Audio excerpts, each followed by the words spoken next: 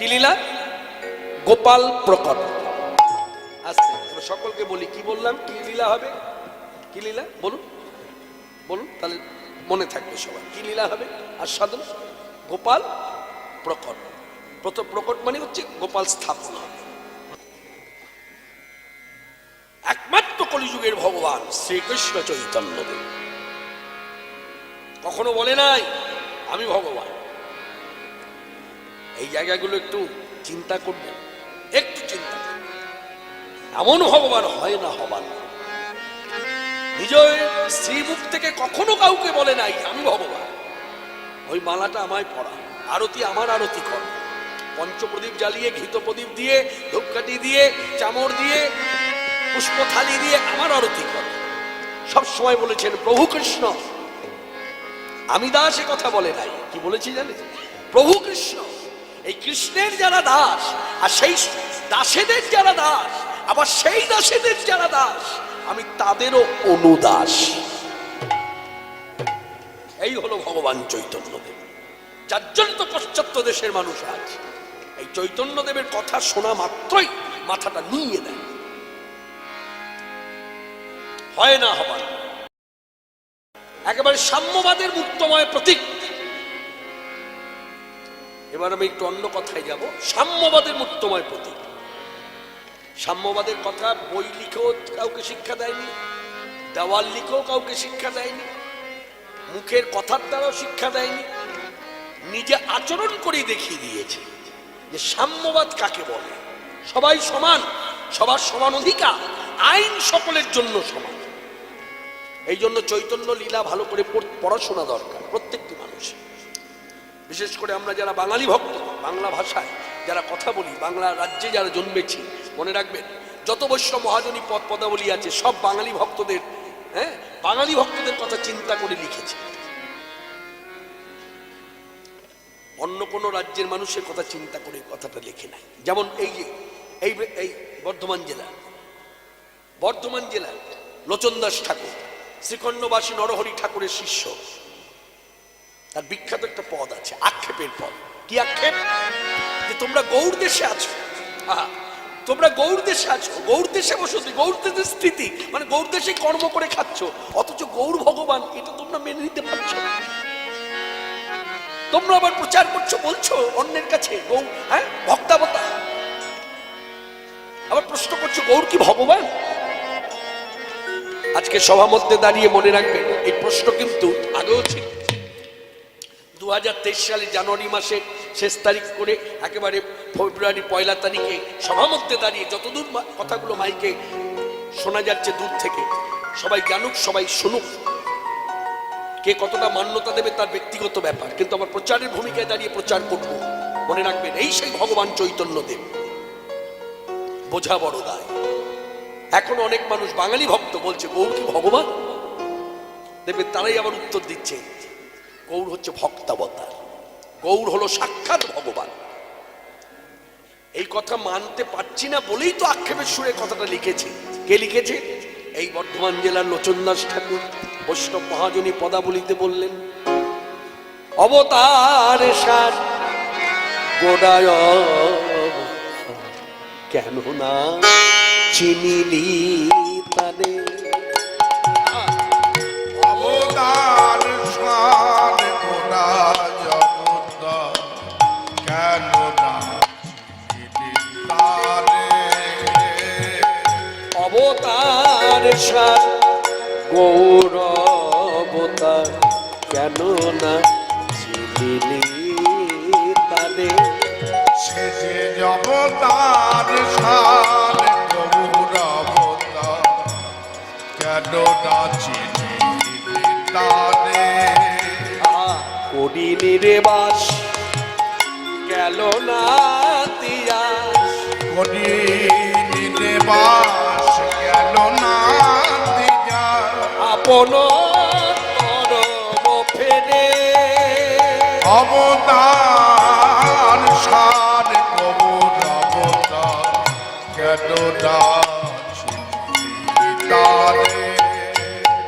কণ্টকের তরু সদাই সেবিলি অমৃত ফল জলে আসে প্রেম কল্প তরু গৌরাঙ্গ আমার তাকারে ভজিলি বিষে ওরে কণ্টকের তরু সদায় সেবিলি অমৃত ফলের আসে প্রেম কল্প তরু গৌরাঙ্গ আমার তাহাকে ভজিলি বিষে অবতার সারা কেন নাচিলি তারে সে যে জগতার সার গৌরবতা কেন নাচি তারে আরো বলি না গলায় পড়িলি সমন কিঙ্কর সাপে শীতল বলিয়া অনল পোহালি ওই শীতল বলি যা অনল পোহালি সব ভাবরাজ্যের লেখা আরো বলিয়া গলায় পড়িলি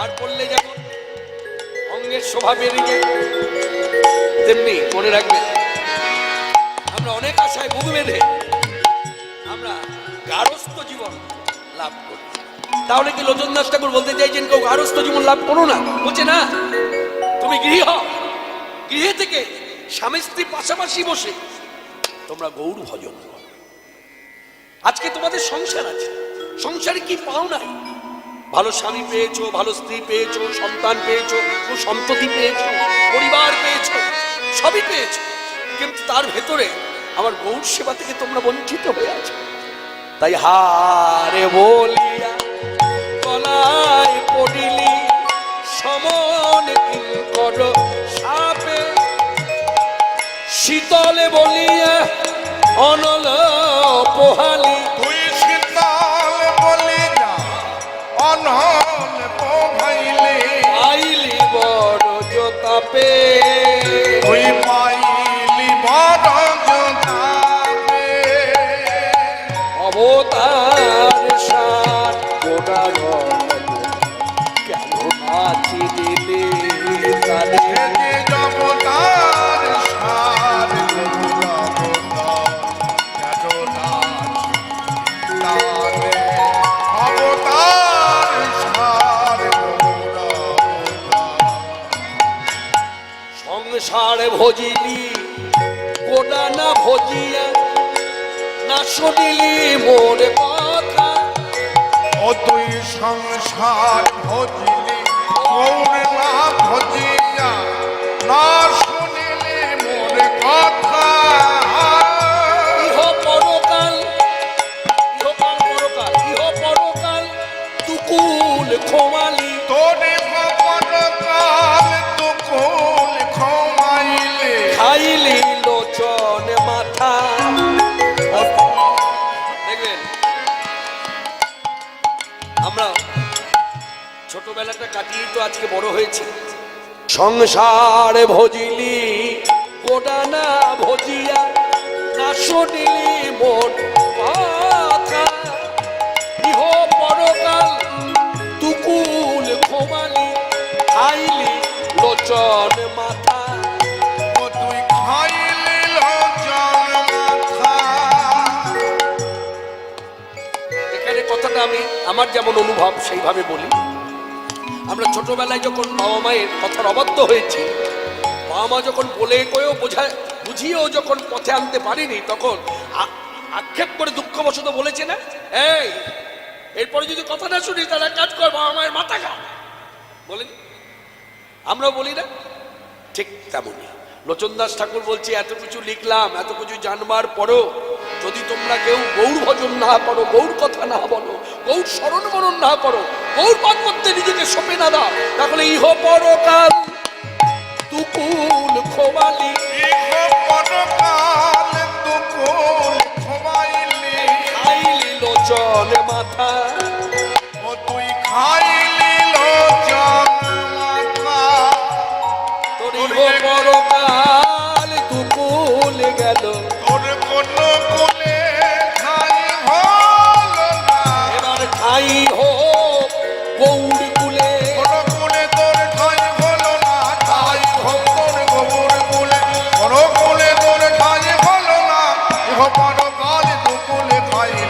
অবতার সার ঘোড়ায় অবতার কেন রাজি দিলি তারে অবতার সার ঘোড়ায় অবতার কেন রাজি দিলি তারে অবতার সার গৌর অবতার কেন না চিনলি তারে। গৌর আমার শুধু অবতার নয়, অবতরী। তাহলে অবতার আর অবতারীর মধ্যে ফারাকটা কি? আমি খুব চলতি কথাই বলি, ফারাক কি? ফারাক এখানে, অবতার অবতরী মানে গৌর সুন্দর হচ্ছে সাক্ষাৎ ভগবত্ব, তার শ্রীদেহ থেকে সকল অবতারের সৃষ্টি, তাই তিনি অবতরী। তিনি হলেন ভগবান, ভগবত্ত। ব্রজেন্দ্রনন্দন যে শচীসূত হলো সে, বলরাম হইল নিতাই, দিনহীন যত ছিল হরিনামে উদ্ধারিল, তার সাক্ষী রইল একেবারে জ্বলন্ত প্রমাণ মদতি মাতা জগাই মাধাই। সেই প্রাণের প্রাণ গৌর সুন্দর, আর গৌর এখন প্রভু হয়েছেন শ্রীকৃষ্ণ চৈতন্য। কেশ নাই নারা মাথা পরনে গৌপিনী গাতা দণ্ড কমণ্ডল ধারী, গৈরিক বসন পড়ে আছেন, তা আবার হাঁটুর উপরে। এই কথাগুলো এইভাবে একটু দেখিয়ে বলার কারণ হলো, মনে রাখবেন অনেক সময় চৈতন্যদেবের আমরা মূর্তি দেখতে পাই, মূর্তি বলেই বলি, তাহলে সবাই বুঝতে পারবো। চৈতন্যদেবের মূর্তি তো হয় না, মূর্তি হয় অন্যান্য কথা দিয়ে বলা যায়, যা বলবো না, একটু ভেবে নিন মূর্তি কাদের হয় আর বিগ্রহ কাকে বলা হয়। চৈতন্যদেবের যে বিগ্রহ আমরা দেখতে পাই, অনেক সময় দেখা যায় সেখানে কাপড়টা যে দিয়েছে একটু রংটা ভুল করে ফেলেছে। কি ভুল করেছে না, আমরা ওই যে জাতীয় পতাকায় যে রংটা দেখতে পাই গেরুয়া রং, সেই রং দিয়েছে। মনে রাখবেন চৈতন্যদেব যে কাপড়টা পরতেন বলে গৈরিক বসন পরিধানে করে। গৈরিক বসন বলতে একেবারে কিন্তু ওই ওই পতাকার যে রং ওই রং নয়, যার জন্য চৈতন্য মহাপ্রভু মতাদর্শী ভক্ত যারা আছে, যেমন গৌড়ীয় সম্প্রদায়, তাদের বসনটা দেখবেন একটা রক্তিম আভা, মানে সূর্য ডুবে যাওয়ার সময় আকাশে যে আভাটা দেখা যায় সেই রকম কাপড়ের রং। সেই সাক্ষাৎ ভগবান চৈতন্যদেব এই পরমানন্দে মেতেছিলেন। হঠাৎ করে শ্রীপা নিতাই চাঁদের দিকে তাকিয়ে বললেন, সবাইকে তো পেলাম, সবাইকে পেয়ে আনন্দ হচ্ছে, আমার মা কই? যেই বলেছে মা কই, নিতাই সুন্দর হাসতে হাসতে বললেন, ভাই চৈতন্য, মায়ের কথা তোমার মনে আছে? আছে কি গো? তুমি লোকজন নিয়ে দোলা নিয়ে যাও, ওকে নিয়ে এসো, আর শোনো ওর সঙ্গে যখন তোমার প্রথম সাক্ষাৎ হবে আনতে গিয়ে, তখন ওকে বলো ওর চরণে রইল, আবার শুয়ে পড়ে ভক্তি, মানে শুয়ে পড়ে প্রণাম জানালাম, যাও এ কথা। নিতাই সুন্দর মনে মনে বিচার করলেন, আমাকে সরিয়ে দিয়ে আবার পালিয়ে যাবে না তো? হ্যাঁ, খুব চতুর্থ। তাই ভক্তদের বলে গেলেন, আমি যাচ্ছি সরে, আমি চলে যাচ্ছি, স্থান ত্যাগ করছি, কিন্তু ওকে ধরে রেখো, ঘিরে রেখো, পালিয়ে যেতে যান না। অনেক কষ্ট করে ওকে নিয়ে এসেছে, 12 দিন পর দেখা পেয়েছে। যখন নিতাই সুন্দর মাকে নিতে এলেন, এদিকে আরো কিছু ঘটনা ঘটলো। কি ঘটনা ঘটলো? যে ঘরটি ছেড়ে সচী ঠাকুরানী বেরোবেন, সেই ঘরের ভেতরে তখন 14 বৎসরে বালিকা বধূ একটি ছোট্ট মেয়ে, হাতে শাখা, শীতে সিঁদুর, গৌরাঙ্গ ঘরণে তিনি আছেন। তিনিও মুচ্ছমান, জ্ঞান নাই। মা সচী ঠাকুরানী জ্ঞান ফিরিয়ে আনার পর জিজ্ঞাসা করলেন, বৌমা, মা আমি যাচ্ছি আমার ছেলেকে দেখতে শান্তিপুরে, তুমি যাবে না মা?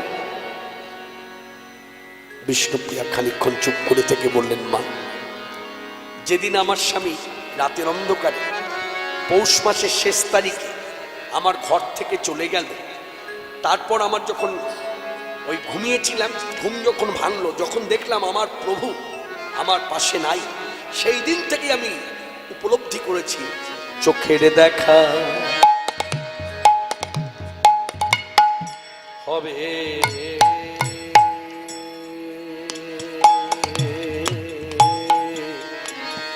না, শুধু দেখা হবে মনে মনে, চোখে দেখা হবে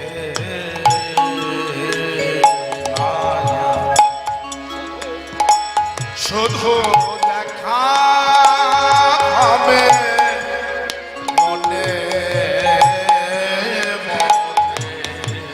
তুমি নিশীথ স্বপনে এসো, রব আমি জাগরণে,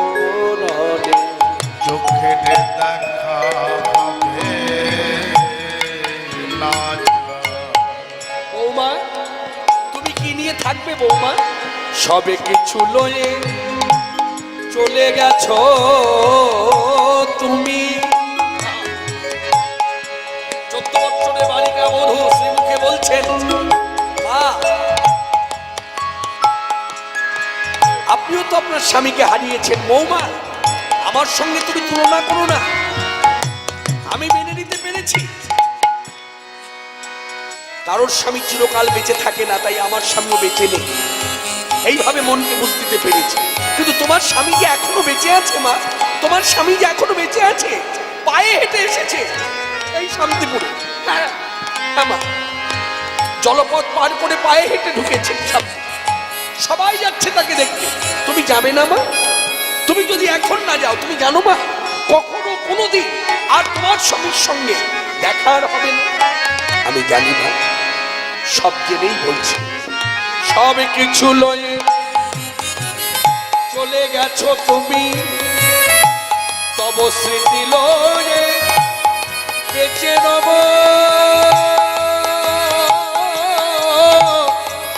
আমি।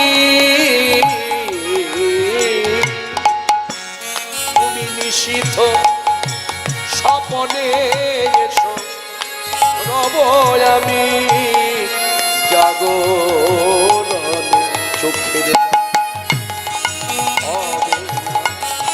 দেখা হবে মনে মনে নিষ্কৃত স্বপনে রব যাবে জাগরণে চোখের দেখা না। তাহলে তোমার শেষ সিদ্ধান্ত তুমি জানিয়ে দিলে তুমি আমার সঙ্গে যাবে না? না, তুমি একাই থাকবে, তা হতে পারে? ঈশান, হ্যাঁ মা, এই মহাপ্রভুর বাণী পিতৃ আমলের পৌরাণিক ভৃত্য, যাকে আমরা এখনকার ভাষায় বলি চাকর, সব কাজ করে সচিবায়ের আদেশ অনুসারে, দেবী বা বিষ্ণুপ্রিয়ার আদেশ অনুসারে সব কাজ করে, ঘরে এটা করে ওটা করে সেটা করে। ওই ঈশানকে ডাকলো, ঈশান হ্যাঁ মা বলুন কি করতে হবে? শোন, বৌমা আমার ঘরে রইল, আমি চললাম শান্তিপুর, কবে ফিরবো আমি জানি না। হ্যাঁ, তা আমি চলে যাচ্ছি, ঘর শূন্য, ও একা রইল, তুই থাকলি। শোন, তোকে দুটো কাজ করতে হবে, বৌমাকে ভালো করে দেখে রাখ। আর বৌমা কিন্তু আর গঙ্গা স্নানে যাবে না যতদিন আমি না ফিরি। ওই গঙ্গা বাড়ি তুই এনে দিবি, এক ঘড়া জলে বিষ্ণুর সেবা হবে, আরেক ঘড়া জলে বৌমার স্নান হবে। ঈশাননাগর বললেন, আপনি আসুন, কোনো চিন্তা করবেন না, আমি তো রইলাম। এই ঈশাননাগরকে রেখে মা সচিতাকুরানী দোলায় চেপে শান্তিপুরে এলো। এদিকে শান্তিপুরে আসছে, শান্তিপুরে যখন এলো, ইতিমধ্যে শান্তিপুরে ভগবান চৈতন্যদেবকে ঘিরে ভক্ত অনুগত দাস দাসী যারা গৌর ভালোবাসত না তারাও আজ এসেছে। কথাটা প্রচারের প্রয়োজন, যারা গৌর ভালোবাসত না তারাও এসেছে, যারা গৌর কথার মর্যাদা দিত না তারাও এসেছে, সবাই এসেছে গৌর দর্শনে। কারণ গৌর সুন্দর নদিয়া ছেড়ে চলে যাবার পর, ওই যে বলে না দাঁত থাকতে দাঁতের মর্ম বোঝে, দাঁত পড়ে গেলে মর্ম, ঠিক তদ্রুপ গৌর যখন দেশ ছেড়ে চলে গেল, নদিয়া ছেড়ে চলে গেল, তখন নদিয়া যারা বসতি করে গৌর সুন্দরের কথার বিরুদ্ধাচারণ করেছে, গৌর সুন্দরের মতামতের বিরুদ্ধাচারণ করেছে, মান্যতা দেয়নি, তারা পর্যন্ত বুঝলো আমরা কি হারালাম। তারপর যখন 12 দিন পর গৌর সুন্দর এলেন শান্তিপুরে, সেদিন তারাও ছুটে গেল, বহু লোক জমায়েত হয়েছে, বিভিন্ন জেলা থেকে মানুষ ছুটে এসেছে তাকে দেখতে।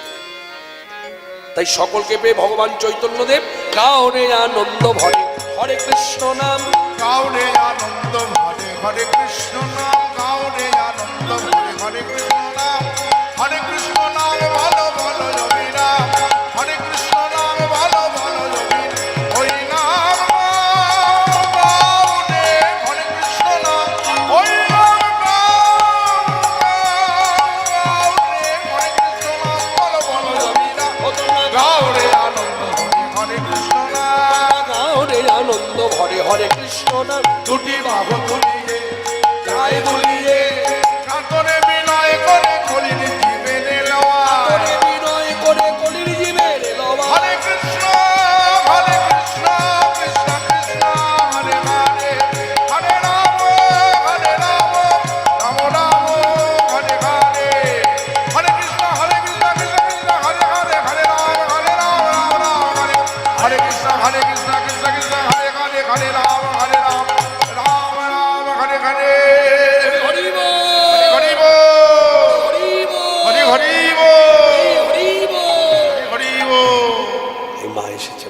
এসেছে, মা এসেছে, মা এসেছে, মা মা এসেছে, এসেছে, এই মা মা এসেছে। এসেছে। হরিনাম তখন বন্ধ। যেই মা সচিতা কোনানি দোলা থেকে নেমেছে, ভাবটা আনুন অন্তরে। রাধাকৃষ্ণের লীলা কথা যেমন শুনতে বসে আমরা অনেক ভক্ত বৈষ্ণব ব্রাহ্মণ আছে, দেখবেন লীলার মধ্যে ডুবে যায়, তেমনি চৈতন্য লীলাটাও ডুবে যান। আপন আপন গুরুপাদ পদ্ম হৃদে ধরে ভাবুন দৃশ্যটা। ওই দূরে ওই দোলা থেকে নামছে বৃদ্ধা মা, ৬৭ বৎসরের বৃদ্ধা জননী, আলু থালু কেশ, আলু থালু বেশ, ছেলে এসেছে শুনে আনন্দে এসেছে। ওই যে নামছে। যেই নেমেছে, চৈতন্যদেব বসেছে, ভাবটা দেখুন, বসেছে, ছুটে গিয়ে একেবারে শুয়ে পড়ে মাকে ভক্তি করেছে। যেই মাকে ভক্তি করে উঠে দাঁড়িয়েছে, তখন মা সচিতা কোনানি মুখের দিকে তাকিয়ে বলছে, হ্যাঁ রে, তুই কি আমার পুত্র চৈতন্য? এখানে কিছু কথা থাকে। কথাটা হলো এইভাবে বলতে চাই, এই যে নামটা বললো চৈতন্য, নামটা জানলো কি করে? কি করে জানলো? কে বললো তাকে ছেলের নাম চৈতন্য? তথ্যগতি বিচারে তো নাম পণ্ডিত প্রবণ নিমাই মিশ্র। ভাবরাজ্যে কেউ বলে গৌর সুন্দর, কেউ বলে গোড়া রায়, কেউ বলে অদ্বৈতাচার্য প্রভু রানানিধি, হ্যাঁ বলে না? কেউ বলে গদাধরের প্রাণমধুয়া, বিষ্ণুপ্রিয়ার প্রাণবল্লভ, সচিমায়ের দুলালিয়া। কিন্তু আজকে চৈতন্য বলে ডাকলো, জানালো কে? এখানে কথাটা সম্পূর্ণ করি। ওই যে নিতাই সুন্দর যখন এসেছে নিতে, তখন নিতাই সুন্দর বললেন, মা আপনি যাবেন, কিন্তু কথাটা সত্য, আপনার ছেলে কিন্তু আর আগের মতো নেই। কি হয়েছে? সাধু হয়ে গেছে। সাধু, মাথায় কেশ নাই, ন্যাড়া মাথা, কৌপিন পড়েছে, হ্যাঁ, হাতে দণ্ড কমণ্ড, বলছে হ্যাঁ গৈরিক বসন পরিবার। তাহলে তো নিতাই আমায় বল, আমি তো যাব। বশীভূত আমার জিহুবা, নিমাই নিমাই বলে ডেকে অভ্যস্ত। আমার তো দোষ নয়, আমি ওই নিমাই বলেই ডাকবো, কিন্তু নিমাই বলে ডেকে আমি তো আমার ছেলের ধর্ম নষ্ট করতে পারি না। তাই আগে ভাগে তুই আমায় জানিয়ে দে, আমার ছেলের নামকরণ কি হয়েছে। মা, সন্ন্যাসী নাম হয়েছে কৃষ্ণ চৈতন্য। নিতাই সুন্দর মাকে জানান, জানল। কিন্তু দেখুন এখানে কতটা সংযম, কতটা সংযম। যে মা নিমাই, হ্যাঁ, যে মা ছেলেকে নিমাই নিমাই বলে ডেকে জিহুবা বশীভূত, সেই মা এসে প্রথম ডাকে প্রথম কথা বললো, তুই কি আমার পুত্র চৈতন্য? যদি ভুলবশত বলেও দিত নিমাই, আচ্ছা বলুন তো কি ক্ষতি হতো? এইভাবে ভাবুন না, কি ক্ষতি হতো? কিন্তু হলো না কেন জানেন? তার কারণ হলো, এই হলো তখনকার সময়ে সমাজ ব্যবস্থা এবং প্রকৃতি এমনভাবে বয়ে নিয়ে যাচ্ছে, স্বামী স্ত্রী এই সম্পর্কটা অনেক গভীরতা। শুধু ভালোবাসা বলে বললে অল্প বলা হয়, অনেক গভীরতা, অনুভূতির অনেক গভীরতা। স্বামী স্ত্রী কি মিলবন্ধন দেখুন, অনুভবে। সঙ্গে সঙ্গে ওখানে দাঁড়িয়ে চিন্তা করলো, আমার স্বামী মানে জগন্নাথ মিশ্রের কথা ভাবছে, আমার স্বামী, আমার বড় ছেলে বিশ্বরূপ যখন সন্ন্যাসী হয়ে দেখা করলো, তখন নদিয়াবাসী আমার স্বামীকে বলল, শুনুন আপনার বড় ছেলে বিশ্বরূপ আপনার খুব বাধ্য, তা আপনি তোর বাবা, আপনি যদি বলেন ওকে ঘরে ফিরে যেতে, ও যেতে বাধ্য, আপনি বলুন না। সেদিন আমার স্বামী আমার বড় ছেলে ধর্ম নষ্ট করেনি, তা আমি তো তার স্ত্রী, আমার উচিত ওই পথ অনুসরণ করে চলা। তাই আমি তার স্ত্রী হয়ে, আমার ছেলের মা হয়ে, ছেলে যে পথ অবলম্বন করেছে ওকে সাহায্য করা। তাই জিজ্ঞাসা করলেন, তুই কে আমার পুত্র চৈতন্য? তুই কি আমার পুত্র সেই চৈতন্য? যেই চৈতন্য জিজ্ঞাসা করেছে, তাই ভগবান চৈতন্যদেব মাকে জড়িয়ে ধরেছে, মা ছেলের জড়াজড়ি। ভাবা যায় দৃশ্যটা, অনুভব করুন আপন আপন হৃদয় ধরে। দেখুন ভাবটা দেখুন, মা ছেলে, বৃদ্ধা মা, হ্যাঁ, ছেলেকে জড়িয়ে ধরেছে, ওই চুম্বন দিচ্ছে, চুম্বন দিতে দিতে মুখের লালাটা সারা গায়ে লেগে গেছে। আর যত দেখছে ভক্তগণ ততই হরিধ্বনি, উলধ্বনি, বাবা কুল, হ্যাঁ, সব উলধ্বনি করছে, হরি ও হরি ও হরি ও। এই মা ছেলের আনন্দ হলো। তারপর মা জিজ্ঞাসা করছে, হ্যাঁ রে বাবা, এই কতদিন তুই আমার সঙ্গে এখানে থাকবি? ভগবান চৈতন্যদেব বললেন, মা নিয়ম তো অনেক বাধা, তা আমি আর কি বলবো মা, 10 দিনের বেশি থাকতে পারবো না। 10 দিন, এ তো অনেকদিন হলো। হ্যাঁ সীতা, ও সীতা, ওই অদ্বৈতাচার্য প্রভুর স্ত্রী, এইদিকে এদিকে এদিকে। মা বলুন কি করতে হবে? এই শোন শোন শোন, ছেলে আমার বলছে 10 দিন এখানে থাকবে। হ্যাঁ এই বাবলা গায়ে, এই তোর বাড়িতে থাকবে। আরে শোন, ওই রান্নাঘরটা আমার জন্য ছেড়ে দে, আমি ভালো মন্দ রাঁধবো, আর ছেলে সে বাড়বে, রাধা মদন গোপালে ভোগ হবে, সেবা পাবে। শুনলেন কথাটা? কথাটা তো বলা উচিত ছিল বা বলতে পারতো, বলা উচিত ছিল বা বলতে পারতো, কোনো ভুল হতো না। উচিত ছিল বললো, ভুল হবে না, বলতেই পারে। মা বলতেই পারে ছেলে ভালো মন্দ রাঁধবো, ছেলেকে খাওয়াবো, সেটা তো বললো না। এই জন্য বলেছি গৌর সুন্দর আমার কড়া ভগবান, খুব কড়া ভগবান, ডাল চাল খিচুড়ির ভগবান নয়। দেখেছেন মা কি বলছে, ঘর কিভাবে তৈরি করেছে? মা বলছে ভালো মন্দ রাঁধবো, রাধা মদন গোপালে ভোগ লাগাবো, প্রসাদী হবে, উচ্ছিষ্ট বস্তু আমার ছেলে পাবে। কত দূর গড়ালো দেখলেন? বললো না যে রান্না করেই খাইয়ে দেবে, অপরাধ। ছেলেই তো বলেছে প্রভু কৃষ্ণ আর সব দাস দাসী। এই 10 দিন তাই হলো। 10 দিনের মধ্যে একটা দিন, এইভাবে বলে না প্রচারটা করলে ভুল হবে, 10 দিনের মধ্যে একটা দিন কিন্তু মা রাধেনি। একটা দিন রেঁধেছিল অদ্বৈতাচার্যের ঘরণী সীতা ঠাকুরানী, সেই দিনটা হলো প্রথম দিন। ওটা চেয়ে নিয়েছিল মা, আমার ঘরে এসেছে, আমার বাড়িতে এসেছে, আমার গ্রামে এসেছে, আমার কি ইচ্ছা জাগে না প্রভুকে একটু সেবা দিই, তা এই রান্নাটা আমি করবো আজকে। ঠিক আছে সীতা, প্রথম দিনটা তোকে দিলাম, বাকি 9 দিন কিন্তু আমরা কাউকে ছাড়বো না, আমি করবো। এইভাবে 10 দিবস শান্তি পুরে 10 দিবস শান্তিপুরে ঘটিয়া যাপন, 10 দিবস শান্তিপুরে ঘটিয়া যাপন। নীলাচল পথে প্রভু করিলেন গমন, নীলাচল পথে প্রভু করিলেন গমন। মায়ের আদেশ নিয়ে চলে নীলাচলে মহাপ্রভু, চলে নীলাচলে মহাপ্রভু। এমন রূপ দেখি নাই কভু, এমন প্রেম তো দেখি নাই কভু, এমন রূপ দেখি নাই কভু, আর এমন প্রেম তো দেখি নাই কভু। চলে নীলাচলে মহাপ্রভু।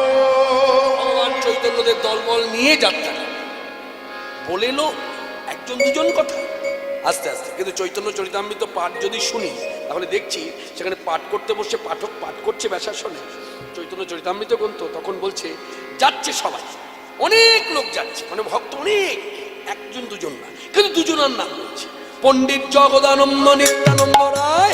পণ্ডিত জগদানন্দ নিত্যানন্দ রায়, পণ্ডিত জগদানন্দ নিত্যানন্দ, চলে পণ্ডিত জগদানন্দ নিত্যানন্দ রায়। হরি গুণ গান বলি পথে চলে যায়, হরি গুণ গান বলি পথে চলে, হরি বদনে বদনে হরি বদনে, হরি বদনে বদনে হরি বদনে, হরি বলরে বদনে হরি বলরে, বলরে বদনে হরি বলরে, হরি বল হরি বল হরি বল ভাই, হরি নাম বিনে জীবের অন্য গতি নাই। হরি বল হরি বল ভাই, হরি নাম বিনে জীবে অন্য গতি নাই। হরি বদনে বদনে হরি বদনে, হরি বদনে বদনে হরি বদনে। এখন দেখবেন এই কথাটা মনে পড়ে গেল, আমার বড় ভাই ধরে ফেলেছে গান, সুরে গান, বস বস একটু বলতে দে। এখন দেখবেন একটা বাঙালিদের মধ্যে ধারা এসেছে, যেই কুঞ্জভঙ্গ হয়ে যায়, হ্যাঁ ডিজের মধ্যে গান বাজে আর নগর পরিক্রমা করে, ডিজে চালিয়ে হরিনাম শুনি, খুব ডিজে বাজছে। হ্যাঁ হরিনাম না, ডিজেতে বিভিন্ন গান বাজে। হ্যাঁ হিন্দি ভাষায় ওগুলো আমি বলতেও পারি না, কেন বাংলা ভাষা ছাড়া আমার কোনো ভাষা উচ্চারণ ঠিক মতো হয় না। তা আমার এটা ব্যক্তিগত অনুভব যে হিন্দি ভাষায় গান গাইবার আগে হিন্দি ভাষাটাকে ভালো করে উচ্চারণ করতে শিখতে হবে, তবে হিন্দি ভাষায় কথা বলা ভালো। আরেকটা কথা কি জানে, যেমন ধরুন আমি তো কলকাতার মানুষ, তা কলকাতার মানুষ যদি বর্ধমান জেলার একটা টোন আছে কথা বলা, আপনিও বাংলা ভাষায় কথা বলছেন, আমিও বলছি চলতি কথায়, কিন্তু এদেশের একটা ধারা আলাদা, বীরভূমের একটা ধারা আলাদা, পুরুলিয়ার ধারা একটা আলাদা, বাঁকুড়ার ধারা একটা আলাদা। ধরুন আমি আপনাদের ঢঙে একটা কথা বলে বসলাম, দেখুন কিছু মনে এইভাবে বিচার করতে হবে, একটু হলেও কিন্তু মনে হবে ভেঙচি কাটছে না তো, হ্যাঁ হ্যালো বর্ধমান জেলার ভঙ্গিমায় কথা বলে ভেঞ্চি কাটছে না তো? পুরুলিয়ার ভঙ্গিমায় কথা বলে ভেঞ্চি কাটছে না তো? এটা মনে হতেই পারে। এটা মনে হতেই পারে। তাই যে যে ভাষায় অভ্যস্ত অভ্যস্ত সেই ভাষাতেই বলা ভালো। একদিন বয়স থেকে যে যে ভাষায় অভ্যস্ত, যে যে ভাষায় অভ্যস্ত সে ভাষা কথা বলাই ভালো। কেউ কিছু শিখে আসে না, হ্যাঁ। এখানে এসে সবাই শেখে। তাই আজকের সভাতে যারা জড়ো হয়েছে আপনারা দেখবেন নতুন একটা ধারা এসেছে, ডিজে বাজায় আর ওই হিন্দি ভজনগুলো হয়। আর কি নাচ কি নাচ, মানে গান খুঁজে পায় না তো। তা আমি তাদের জন্য বলি গান আছে। কে বলে গান নেই? কে বলে গান নাই? আমাকে একবার ভাড়া করে আনুন না, দেখুন না গেয়ে দেখে দেখিয়ে দিচ্ছি আস্তে। আমি তো আমার বিনা পয়সায় গাই না, পয়সা না দিলে গাই না। পয়সা দিয়ে একবার নিয়ে আসুন, দেখবেন গেয়ে দেবো। অনেক গান আছে, যেমন ধরো লাউডে কিশোরীর প্রেম নিতাই টাকা, এটা নগর পরিক্রমার গান। এই গান নগর পরিক্রমা করার সময় যদি কেউ গায় একদম যুক্তিযুক্ত, বা কেউ যদি গায় যাদের হরি বলতে নয়ন ঝুড়ে তারা তারা দু ভাই এসেছে রে, এটাও নগর পরিক্রমার গান। এগুলো বুঝতে হবে, ভালো করে বুঝাতে হবে। আর জগদানন্দ প্রভু যে কীর্তন করছেন হ্যাঁ। সেটা কেমন? হরি বল রে বদলে, হরি বল রে, হরি বল রে বদনে, হরি বল রে বদলে, হরি বল রে, হরি বল রে বদলে, হরি বল রে, হরি বল রে বদলে, হরি বল রে, হরি বল রে বদলে, হরি বল রে, হরি বল রে বদলে, হরি বল রে, হরি বল রে বদলে, হরি বল রে। হরি বলো হরি বলো হরি বলো ভাই, হরি নাম বিনা জীবের অন্য গতি নাই। হরি বল, হরি বল, হরি বল ভাই, হরি নাম বিনে জীবের অন্য গতি নাই। হরি বলো রে বদনে, হরি হরি হরি বল। হরি বল রে বদনে, হরি হরি হরি বল। হরি বল রে বদনে, হরি বল রে, হরি বল রে বদনে, হরি বল রে, হরি বল, হরি বল, হরি বল, হরি বল, হরি বল, হরি বল, হরি বল, হরি বল, হরি বল, হরি বল, হরি বল ভাই, হরি নাম বিনে জীবের অন্য গতি নাই। পণ্ডিত জগদানন্দ নিত্যানন্দ রায়, হরি গুণ গান করি পথ চলি যায়, হরি গুণ গান করি পথ চলি যায়। হরি বল হরি বল, হরি বল, হরি বল, হরি হরি বল, হরি হরি বল। হরি বল। কোথায় এলো? গ্রামের পর গ্রাম, মাইলের পর মাইল অতিক্রম করে যেই সূর্য ডুবে যায় বিশ্রাম। কথাগুলো ভেঙে ভেঙে জানা দরকার। সারা দিন রাত ধরেই কি পথ চলছে না? যেই সূর্য ডুবে যায় বিশ্রাম। এখন বিশ্রাম করতে গেলে তখনকার সময়ের কথা ভাবুন, চৈতন্য সমসাময়িক সময়ের কথা ভাবুন। সেই সময় তো এইভাবে আলো বাতাস সব পথে ছিল না, এই মশাল জ্বালিয়ে রেখেছে গাছের গোড়ায় গোড়ায়, বিশ্রাম করছে। ভগবান চৈতন্যদেব বসে আছেন, ঘুমিয়ে পড়েনি, বসে আছে। কিরকম ভগবান বসে আছে? কৃষ্ণ নাম করছে, সবাই কৃষ্ণ নাম করছে। করতে করতে করতে যেই রাত্রি ভোর হয়ে গেছে, সকলকে নিয়ে গিয়ে আগে ওই জলাশয় খুঁজে আগে স্নান করেছে, নিজে করেছে, অপরকে করিয়েছে। বড় জল স্নান হয়েছে। স্নান হয়ে যাবার পরেই দেখো কাছে কোথাও গা দেখা যাচ্ছে কিনা, ঘর বাড়ি দেখা যাচ্ছে, বলে যাচ্ছে, বলে হ্যাঁ যাও ভিক্ষা করে নিয়ে এসো। ভিক্ষা করে যা পেল কৃষ্ণের নিবেদন হলো। রাধুনী তো সঙ্গেই আছে, কি নাম? এইবার কথাটা খুলে বলে দিই। চৈতন্য চরিতামৃত পাঠ করতে বসেছেন, তিনি বলছেন দুজন নাম লিখেছে। একজন হচ্ছে পণ্ডিত জগদানন্দ। জগদানন্দের পরিচয় হলো তখনকার সময়ে খুব ভালো রাধুনী। এই রান্না শিক্ষাটা কার কাছ থেকে পেয়েছে? মা শচী ঠাকুরানীর হাত থেকে। মা শচী ঠাকুরানী হলেন ওপার বাংলার শ্রীহট্ট জেলা, ওপার বাংলার মেয়ে। অন্যভাবে নেবেন না, সকলে পায়ে ধরে ক্ষমা চাইছি। কথাটা অন্যদিকে অন্য দৃষ্টিভঙ্গি করবেন না। আপনারাও জানেন, মানেন, ওপার বাংলার মেয়েরা রান্নায় পটু। কি ভুল বললাম? হ্যাঁ ঠিক বলেছি না? এইটা একটু মানে নেওয়া উচিত আমার মনে হয়। হ্যাঁ এটা একটু মানা উচিত। ওপারের মেয়েরা খুব রাধুনিতে পটু, কারণ এটা তো প্রথম থেকে এসেছে। মা শচী দেবী তো ওপারের মেয়ে গো। হ্যাঁ, মা শচী ঠাকুরানী খুব ভালো রাঁধুনি ছিল। আহা। মনে রাখবেন, এই মা শচী ঠাকুরানীর হাত থেকেই কিন্তু আমাদের পশ্চিম বাংলায় প্রথম মানুষ জানলো যে আলু দিয়েও পায়েস হয়। আলু দিয়ে পায়েস হয়, লাউ দিয়ে পায়েস হয়। লাউ দিয়ে পায়েস হয়, আলু দিয়ে পায়েস। আলু পায়েস খেয়েছেন মা? কারা কারা খেয়েছেন এখানে হাত তুলুন তো। হ্যাঁ, খাননি? তবে সেটা জটি আলু দিয়ে নয়, চন্দ্রমুখী আলু দিয়ে নয়, রাঙা আলু, মিষ্টি আলু। কে? একজন খেয়েছে বলছে। আরে কাকা খেয়েছে। খেয়েছে। কাকা বলছে আমি খেয়েছি। কাকা কীর্তনের পরে দেখা করবেন আমার সঙ্গে। আমি আস্তে। হ্যাঁ, একে বলে আলুর পরমান্ন। আমরা চলতি কথাটা বলে দিলাম পায়েস, কিন্তু ভক্তিরাজ্যে পরমান্ন। মহাপ্রভু সন্ন্যাসে যাবার পূর্বের দিন হ্যাঁ। মায়ের হাতে লাউ পায়েস খেয়েছে। লাউ পায়েস সন্ন্যাসে যাবার হ্যাঁ পূর্বের দিন আছে, আছে গ্রন্থে আছে তো। লাউ হাতে শ্রীধরাইলা প্রভুর ভবনে, দেখিয়া প্রভু কহে কোথায় ইহা পাইলে। আহা, দুগ্ধ হাতে ভক্ত এক, দুগ্ধ হাতে ভক্ত এক ভক্ত কথায় আইলা। সেথায় আইলা, প্রভুর কাছে দিয়ে প্রণামও করিলা। তাহলে লাউ এলো, দুধও এলো। লাউও ঘরে ছিল না, দুধও ঘরে ছিল না, কিন্তু ওই যে ইচ্ছা জেগেছে, ইচ্ছাময়ের সঙ্গে যোগ ঘটে গেল, ইচ্ছাটা ভগবানের ইচ্ছে ঘরে চলে এলো। তো এইসব কথাগুলো আছে প্রচার, কিন্তু সেইভাবে প্রচার না। জানতে হবে। মনে রাখবেন, এইসব আলোচনা যত বেশি করবেন কৃষ্ণ ভক্তির উন্নতিটা তত হবে। আমি একটা কথা আজকে আপনাদের সামনে তুলে ধরতে চাই। কথাটা কিভাবে নেবেন আমি জানি না, কিন্তু বলি আমার বিচার বুদ্ধির দ্বারা বলি। দেখবেন আজকে ভক্তির পথে এসে অনেকে অনেক রকম প্রশ্ন করে, এটা কেন, ওটা কেন, সেটা কেন। আমার যেন কেমন নিজস্ব মতামত। আচ্ছা, বিশেষ করে দেখবেন ঠাকুর হরিদাসের জীবনী কথা যদি শোনে বেশিরভাগ মানুষ, আচ্ছা ঠাকুর হরিদাস মুসলমান না হিন্দু জিজ্ঞাসা করে। আমি বলতে চাই, এই যে আপনারা যারা জড়ো হয়েছেন কীর্তন শুনতে, আচ্ছা কীর্তনিয়া কীর্তন শুনতে এলেন, বক্তাকে কৃষ্ণপাল। আচ্ছা কৃষ্ণপালের বাইরেটা নিয়ে কখনো আলোচনা করেছেন? জানার ইচ্ছা করেছেন? মানে ভাবনাটা তেমন হচ্ছে দরকারই নেই জানা। তুমি কীর্তন করবেন, আমরা শুনবো, ঘরে যাবো, আনন্দ। যদি ভালো করে বলবো ভালো হয়েছে, খারাপ করলে বলবো খারাপ হয়েছে। কিন্তু কৃষ্ণপাল বিয়ে করেছে কিনা চিন্তা এসছে মনের মধ্যে? আর যদি বিয়ে করে ঘরে বউ নিয়ে থাকে কিনা চিন্তা এসছে? আচ্ছা থাকে, হয়তো বউর সঙ্গে থাকে কিনা সেটাও তো কথা। হয়তো এক ঘর বাড়িতেই আছে, বউর সঙ্গে কোনো দেখা নাই, সাক্ষাৎ নাই, কথা নাই, বার্তা নাই, একই বাড়িতে আছে। লোক এসে দেখলো যে বউ আছে বাড়িতে, একসঙ্গে থাকে কিনা সেটাও তো দেখতে হবে।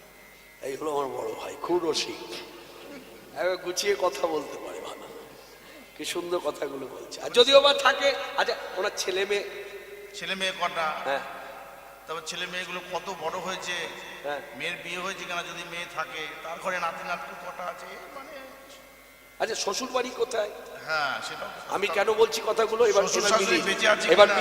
মিলিয়ে দিই। তাহলে কীর্তন হরিকথা শুনতে এসে একজন বক্তার বায়োডাটা নিলেন না, কিন্তু সেই বক্তা যখন ঠাকুর হরিদাসের জীবনী কথা বলছে, তার এত কিছু জানার আগ্রহটা কেন? তাহলে তো আগ্রহটা আগে তার জানার উচিত, মানে তার কথা জানুন, যে বক্তা দাঁড়িয়েছে তাকে ছেড়ে দিয়েছে, ছেড়ে দিয়ে তিনি যে কথাটা বলছে সে তিনি কোথায় জন্য জানেন? আমার গুরুদেব এইভাবে বোঝাতেন আমাকে, শোনো কৃষ্ণ, ঠাকুর হরিদাসের জন্ম কোথায় সেদিকে তাকিয়ে আছো কেন? ঠাকুর হরিদাস এলেন, কি দিলেন, কি পেলাম, কি শিক্ষা দিল নিজেকে দিয়ে, সেটা অনুভব করো, তবে তোমার ভক্তিরাজ্য উন্নতি হবে। হরি হরি। সে মুসলমান না হিন্দু এই নিয়ে পড়ে থেকো না, এতে ভক্তি নষ্ট হয়ে যাবে। তাই আজকের সভাতে দাঁড়িয়ে বলবো, ভগবান শ্রীকৃষ্ণ চৈতন্যের দলবল নিয়ে এইভাবে রাত্রে বিশ্রাম, সকাল হলে স্নান করে ভিক্ষা করে নিয়ে এসে যা জোটে, রাধুনী জগদানন্দ পণ্ডিতের কাছে ভাত দেওয়া আছে, তুমি রান্না করো। আর আরেকজনকে ভাত দেওয়া আছে, এই যে পথ ধরে চলবে, চলতে চলতে অনেক মানুষ আছে, কি হয়, তীর্থযাত্রা করলো, তীর্থের কথাই বলি, তীর্থযাত্রা করলো, মাঝপথ থেকে ফিরে আসে, যে ভাই যাও, তোমরা যাও, আমি পারলাম না, কারণ আমার শরীর আর নিচ্ছে না। কেন? একটা ক্লান্তি ভাব এসে গেছে। হ্যাঁ, ভগবান চৈতন্যদেব অন্তর্যামী তো জানে, তা এই ভাবটা যেন কারোর মধ্যে না আসে, তিনি কি করলেন, নিতাই সুন্দরকে সঙ্গে নিলেন। কেন? নিতাই সুন্দর ভালো নর্তন জানে। তা এই যে পথ ধরে যখন যাবো, নিতাই সুন্দর নাচবে, আর সবার দৃষ্টিটা থাকবে নিতাই চাঁদের দিকে। আর নিতাই চাঁদের দিকে তাকিয়ে থাকলে কি হবে, এই তাকাতে তাকাতে দেখতে দেখতে নৃত্য দেখতে দেখতে চলছে, দীর্ঘ পথ অতিক্রম করে অবশেষে পৌঁছে যাবে নীলাচলে। এইভাবে চলতে চলতে রেমুনায় গোপীনাথ দর্শন করি, রেমুনায় গোপীনাথ দর্শন করি, চিন্তাধারা রেমুনায় গোপীনাথ দর্শন হরি মুনায় গোপীনাথ দর্শন করি মাধবেন্দ্রপুরীর কথা কন গৌর হরি মাধবেন্দ্রপুরীর কথা কনে গৌর হরি ও মাধবেন্দ্রপুরীর কথা কন গৌর হরি অপরূপ লীলা যা ওই অপরূপ লীলা যা সূত্রধার কৃষ্ণ অপরূপ প্রেম অবতার পুত্র প্রেম সূত্রধার কৃষ্ণ প্রেম অবতার পুত্র প্রেম অপরূপ লীলা যার মাধবেন্দ্রপুরীর কথা কন গৌর হরি মাধবেন্দ্রপুরীর কথা কন গৌর হরি এই গোপীনাথের বাড়িতে এসে গোপীনাথকে শুয়ে পড়ে ভক্তি করে গোপীনাথের মাথার চূড়াটা যেই চৈতন্যদেবের মাথায় খসে পড়েছে চৈতন্যদেব চূড়া পেয়ে অনুভব করলেন আমায় কৃপা করেছে। এই তখন গোপীনাথের মাধুরী বা মহিমা যে ভাষায় বলি না কেন এই বলতে শুরু করে ভক্তগণের কৌতূহল বেড়ে গেল। বলুন বলুন প্রভু বলুন, মহাপ্রভু আপনি বলুন, কৃপা করে বলুন, আমাদেরকে জানান গোপীনাথের কি মহিমা। তখন বলছে পূর্বে শ্রী মাধবেন্দ্রপুরী আইলা বৃন্দাবন পূর্বে শ্রী মাধবেন্দ্রপুরী আইলা বৃন্দাবন ভ্রমিতে ভ্রমিতে ভ্রমিতে ভ্রমিতে ভ্রমিতে গেলা যথা গোবর্ধন। ভ্রমিতে ভ্রমিতে গেলাম পুরী গোসাই যথা গোবর্ধন। এই যে আপনারা সকলে গোপীনাথকে দর্শন করছেন, এই গোপীনাথের নাম হচ্ছে ক্ষীরচোরা গোপীনাথ। আর এই গোপীনাথ যে ক্ষীর চুরি করেছে আমার দাদুগুরু মাধবেন্দ্রপুরীর জন্য, তাহলে এর কোনো কলঙ্ক ছিল না। একটু কালিমা ছিল, কেউ গায়ে কালিমা মাখাতে পারে, আমার দাদুগুরুর জন্য কালিমা গায়ে মেখে বসে আছে, কলঙ্কের টালি মাথায় নিয়ে নাম হয়েছে ক্ষীরচোরা গোপীনাথ। যে এই দাদুগুরুর কথা বলেছে তখন ভক্তগণের কৌতূহল জাগলো, মহাপ্রভু আপনি কৃপা করে জানান গোপীনাথের মাধুরীর কথা বলতে গিয়ে আপনার দাদুগুরুর কথা এলো কেন? তখন ভগবান চৈতন্যদেবের মুখনিসৃত বাণী বয়োবৃদ্ধ কৃষ্ণদাস কবিরাজ গোস্বাইপাদ বাংলা ভাষার প্রয়াচ্ছন্দে চৈতন্য চরিতামৃতে বলছেন পূর্বে শ্রী মাধবেন্দ্রপুরী, বহু পূর্বের ঘটনা। মাধবেন্দ্রপুরী প্রথমত যারা জানেন তারা মিলিয়ে নিন, বক্তা আজকে যাকে অধিকার দেওয়া হয়েছে বলার জন্য সে ঠিক ঠিকভাবে আমাদেরকে জানাচ্ছে কিনা। যারা জানেন কথাগুলো, যারা জানেন না তারা মন দিয়ে শুনুন। এই মাধবেন্দ্রপুরী ওপার বাংলায় জন্ম, শ্রীহট্ট জেলা, গ্রামের নাম হচ্ছে বার্নিপূর্ণী গ্রাম। এই মাধবেন্দ্রপুরী প্রথম জীবনটা সংসার জীবন, মানে সংসার। তারপর হঠাৎ করে কৃষ্ণের বাঁশির গান, ভাবরাজ্যে দাঁড়িয়ে ভক্তি রাজ্যে দাঁড়িয়ে এই অনুভব বলা যায়, কৃষ্ণের বাঁশির গান তার ভেতরে এমনভাবে স্পর্শ করল, তখন তিনি সব ছাড়ল, সংসারকে পেছনে ফেলে সাধু হয়ে বেরিয়ে গেল। এই যে সাধু হয়ে বেরিয়ে গেল, আর পিছন ফিরে তাকায়নি, আর পদস্খলনও হয়নি, পথ ভ্রষ্ট হয়নি। যে উদ্দেশ্য নিয়ে বেরিয়ে যাওয়া, উদ্দেশ্য সফল। এবং প্রচুর তীর্থ ভ্রমণ করছে, ঘুরতে ঘুরতে অবশেষে বৃন্দাবনে গোবর্ধন পাহাড়ের কাছে এসে বসেছে। হরে কৃষ্ণ। শ্রী গোবিন্দ গোপীনাথ মদন মোহন, গাও জয় রাধে, গাও জয় রাধে, গাও জয় রাধে, জয় কৃষ্ণ জয় বৃন্দাবন। শ্রী গোবিন্দ গোপীনাথ মদন মোহন, শ্রী গোবিন্দ গোপীনাথ মদন মোহন, শ্রী গোবিন্দ গোপীনাথ মদন মোহন। জয় রাধে জয় কৃষ্ণ জয় বৃন্দাবন, জয় রাধে জয় কৃষ্ণ জয় বৃন্দাবন।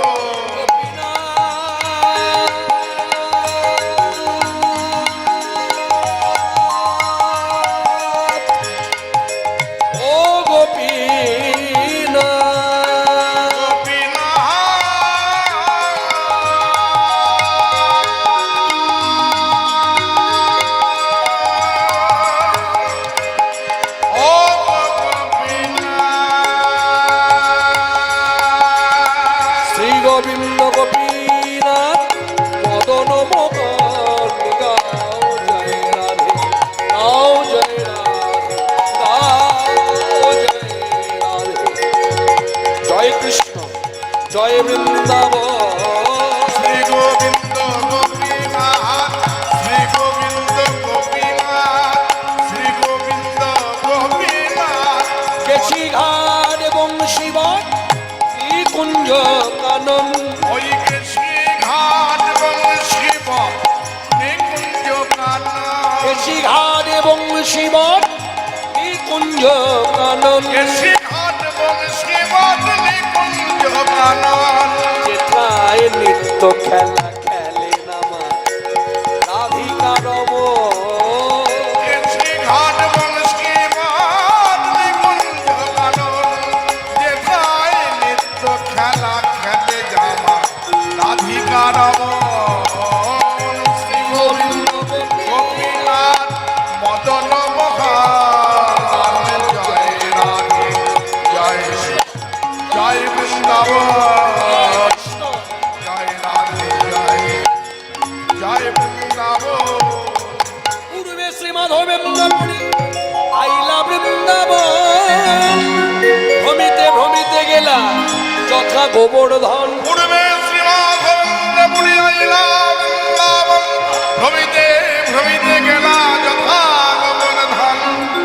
প্রলয় প্রজাধি জালে মানসী বেদম প্রলয় প্রজাধি জালে হৃত মানসী বেদম বিঘিত বাঘিত চরিত্র মখেদ কেশাবধৃত মীনশরীর কেশাবধৃত মীনশরীর জয় জগদীশ হরে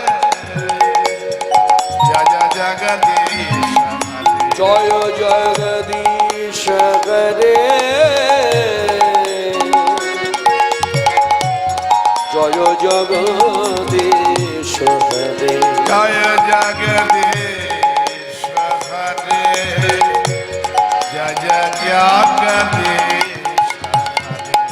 ক্ষিতিরতি বিপুল তনে তিষ্ঠতি তব পৃষ্ঠে ধরণি ধরণা কিল চক্র কনিষ্ঠে কেশাবধৃতা পূর্ণ স্বধীন জয় জগদীশ হরে জয় জগদীশ হরে। জয় জগদীশ হরে জয় জগদীশ জয় জগদীশ হরে জয় জগদীশ হরে জয় জগদীশ হরে জয় জগদীশ হরে। তারপর কি হলো জানো? এই গোবর্ধন পাহাড় দেখছো, এই গোবর্ধন পাহাড়ের পাশেই বসে আছে গোবিন্দ কুণ্ডের তীরে আমার দাদুগুলো। পাশেই আছে রাধাকুণ্ড, শ্যামকুণ্ড। ধাম বৃন্দাবনে যারা গিয়েছেন তারা জানেন বৃন্দাবনে কত কিছু দর্শনীয় স্থান। বংশীবটও তো আছে, তাই না? হ্যাঁ আছে না? হ্যাঁ, গানটা গাইবো, নিশ্চয়ই গাইবো। গলাটা যখন ঠিক আছে গাইতে তো হবে। যেদিন গলাটা ভগবান নিয়ে নেবেন তারপর তার গাইতে পারবো না, অনুরোধ করলেও রাখতে পারবো না। ভগবান আমায় কিছু দিক না দিক, না চাইতে গলাটা দিয়ে দিয়েছে গুরু কৃপা গুরু কৃপার দ্বারা। দয়াল গুরুদেব। আমার গুরু কৃপা বল, পূর্বজন্মের স্বীকৃতি। পূর্বজন্মে কিছু ভালো কাজ করেছিলাম আর সেই কর্মফল আমি পেলাম গুরু কৃপাদানে। এই জন্মে যখন আমি মনুষ্য দেহ পেলাম, পিতামাতাকে অবলম্বন করে এলাম কলিযুগে, তখন ভগবান আমায় কিছু দিক চাই না দিক, ভাষা জ্ঞান দিল না, পাণ্ডিত্য দিল না, কিছুই দিল না, কিন্তু একটা জিনিস দিয়েছে, গায়কের পরিচয় গান। গায়কের পরিচয় গানের গায়কী। সাধুগুরু বৈষ্ণব সাধুগুরু বৈষ্ণব করবেন। যে গানটা আমার কাছে সকলে আবদার করেছে, আমি আসার পরও বলেছে যে আপনি যাচ্ছেন, কি বিষয় বলবেন আপনার ভাব, কিন্তু আমাদের আবদার দুটো গান আমাদের চাই। মনে রাখবেন কথাটা এইভাবে বলছি, অনেকে হয়তো একমত হবেন, অনেকে হয়তো মতামতের সঙ্গে দ্বিমত হতে পারে, কিন্তু কথাটা আমার এইভাবে বলতে ইচ্ছে হয়। আধুনিক গানে এটা ছিল তখনকার সময়, যখন স্বর্গীয় মানবেন্দ্র মুখোপাধ্যায়, স্বর্গীয় হেমন্ত মুখোপাধ্যায়, স্বর্গীয় মান্না দে, স্বর্গীয় শ্যামল মিত্র, এরা যখন এইসব জেলাতে আসতো তখন মানুষ আগে ভাগে চিরকুট লিখে রাখতো এই গানটা শুনবো, লিখে পাঠাতো এই গানটা গান, এই গানটা না গাইলে আসর থেকে নামতে দেবো না, গাইতেই হবে। তখন অনুরোধ রাখতো। একমাত্র মনে করি আমি কীর্তনে একমাত্র আমি সেই যা আমার কাছে মানুষ এইভাবে বলে দেয়, চিরকুট লিখে পাঠায়, এই গানটা গিয়ে দিন, এই গানটা গিয়ে তারপর সমাপ্তি করো। সমাপ্তি হয়ে গেছে, প্রেমধ্বনি হয়ে গেছে, তখন এসে বলছে গিরিধারী গোপাল গানটা একটু শোনাবেন না? প্রতিদিন ইউটিউবে শুনি। তা আজকে আমার কাছে সবাই বলেছে যে আর কিছু হোক চাই না হোক, এখনো সেই বৃন্দাবনে বাঁশি বাজে নেই, এই গানটা তা দেখুন, ক্ষেত্র না তৈরি করে তো বলা যায় না, এসে গেছে এসে গেছে। ওই বংশীবটের কথা যখন বলেছি, এখনো যদি কেউ বলে প্রমাণ পেতে চাই, তাহলে বংশীবটে যেতে হবে, গিয়ে বংশীবটের কাছে দাঁড়াতে হবে, কান পাততে হবে। শুধু কান পাতলে হবে না, কানটা যেমন পেতে দিলাম মানে ঠেকিয়ে দিলাম, কানের সঙ্গে মনটাও দিয়ে দিতে হবে বংশীবটের ভেতরে, তবে যদি বাঁশির গান শোনা যায়। কান আছে ঠিক, কিন্তু মনটা আছে বাইরে, শেষ। কারণ বাঁশি মনে বাজে না মনে বাজে, বাজে যে আমার হৃদয়ে বাজে, ওই শোন বধুর বাঁশির বাজে। কার উক্তি? স্বয়ং ভক্ত শিরোমণি বৃষভানুরাজ নন্দিনী রাধা ঠাকুরানী। আপনারা এইভাবে আশীর্বাদ রাখবেন, আপনাদের চরণধরি আমার প্রতি বর্ষিত রাখবেন, সবসময় যেন বর্ষণ হয়। বর্ষা যেমন নামলে পরে সহসা থামে না, ঠিক সেই রকম। তাই ভাবরাজ্যে দাঁড়িয়ে সকলের কাছে ভিক্ষা চাইছি, এছাড়া আমার ভিক্ষা করার কিছু নাই, সকলের কাছে ভিক্ষা চাইছি। এই করতে করতে প্রায় 42-43 বছর হয়ে গেল কীর্তন জগৎ। এখন আমার মাঝে মধ্যে মনে হয়, একটা কথা বলি আপনাদের কাছে, মাঝে মধ্যে আমার মনে হয় এখন যদি বয়স আমার 20 বছর হতো না, তাহলে জি বাংলায় গিয়ে দাঁড়িয়ে পড়তাম। কিন্তু বয়স তো আর আমার 20 নয়, তাই আমার আর শোভা পায় না। তাই আজকের সভাতে যারা জড়ো হয়েছেন, গোপাল প্রকট লীলার একেবারে মধ্যখানে এসে দাঁড়িয়েছে। ভগবান চৈতন্যদেব বলে দিলেন শ্রীমুখে, পূর্বের ঘটনা, এই বৃন্দাবনে এসে গোবিন্দ কুণ্ডের তীরে বসে আছে। জানো, সারাদিন কিচ্ছু খাই, মানে এক কথায় জোটেনি। তখন ভক্তগণ বলছে জোটেনি তাতে কি আছে, এত ঘর বাড়ি থামেতে, তাতে কারোর ঘরে গিয়ে ভিক্ষা করলেই হতো। বলছে না, আমার দাদুগুরুর একটা স্বভাব ছিল অযাচিত বৃত্তি। কি বৃত্তি? অযাচিত বৃত্তি, মানে চেচে সেধে কিছু কারোর কাছে ভিক্ষা করবে না। ও মানে মহাপ্রভু আপনি বলতে চাইছেন আপনার পরম গুরুদেবের মধ্যে ছিল কৃষ্ণ নির্ভরশী, মানে পুরোটাই শরণাগতি, তুমি দিলে পাবো না দিলে পাবো না। মাঝে মধ্যে উপবাস, যেমন আমরা তিথি থেকে উপবাস করি, আর মাধবেন্দ্রপুরীর মাঝে মধ্যে উপবাস। কেন মাঝে মধ্যে উপবাস? না অনুভব। উপবাস মানে তো তোমার নিকটেই বসে থাকা, উপকথা হচ্ছে নিকট, আর বাস মানে কৃষ্ণের নিকটেই বসে আছে। এইরকম একটা অনুভব নিয়ে আছেন মাধবেন্দ্রপুরী। কি হলো জানো, ওই গোবিন্দ কুণ্ডের তীরে বসে আছে, এই যে তোমার জন্য এই পাত্রে করে দুধ এনেছি, নাও খাও। এইভাবে যেই বলা, মাধবেন্দ্রপুরী তাকিয়ে বলছে, হ্যাঁ রে, কোথায় থাকিস, কি নাম? ছেলেটি মনে মনে বিচার করলো, ভাণ্ড হাতে নাম ধাম বললে যদি খাওয়ানো যায়। তখন হাসি মুখে সরল সরল সহজ সরল হৃদয়ে বলে দিলেন, এইটুকু এইটুকু ছিল, খুব কালো কুচকুচে পড়, এইদিকে মায়েরা খুব কালো কুচকুচে পড়, হ্যাঁ এইটুকু, কিন্তু খুব মিষ্টি ভাষী, খুব আদো আদো করে বলছে, আমি বালক আগে গোপ, আমি গোয়ালা ছেলে, এই গ্রামে থাকি।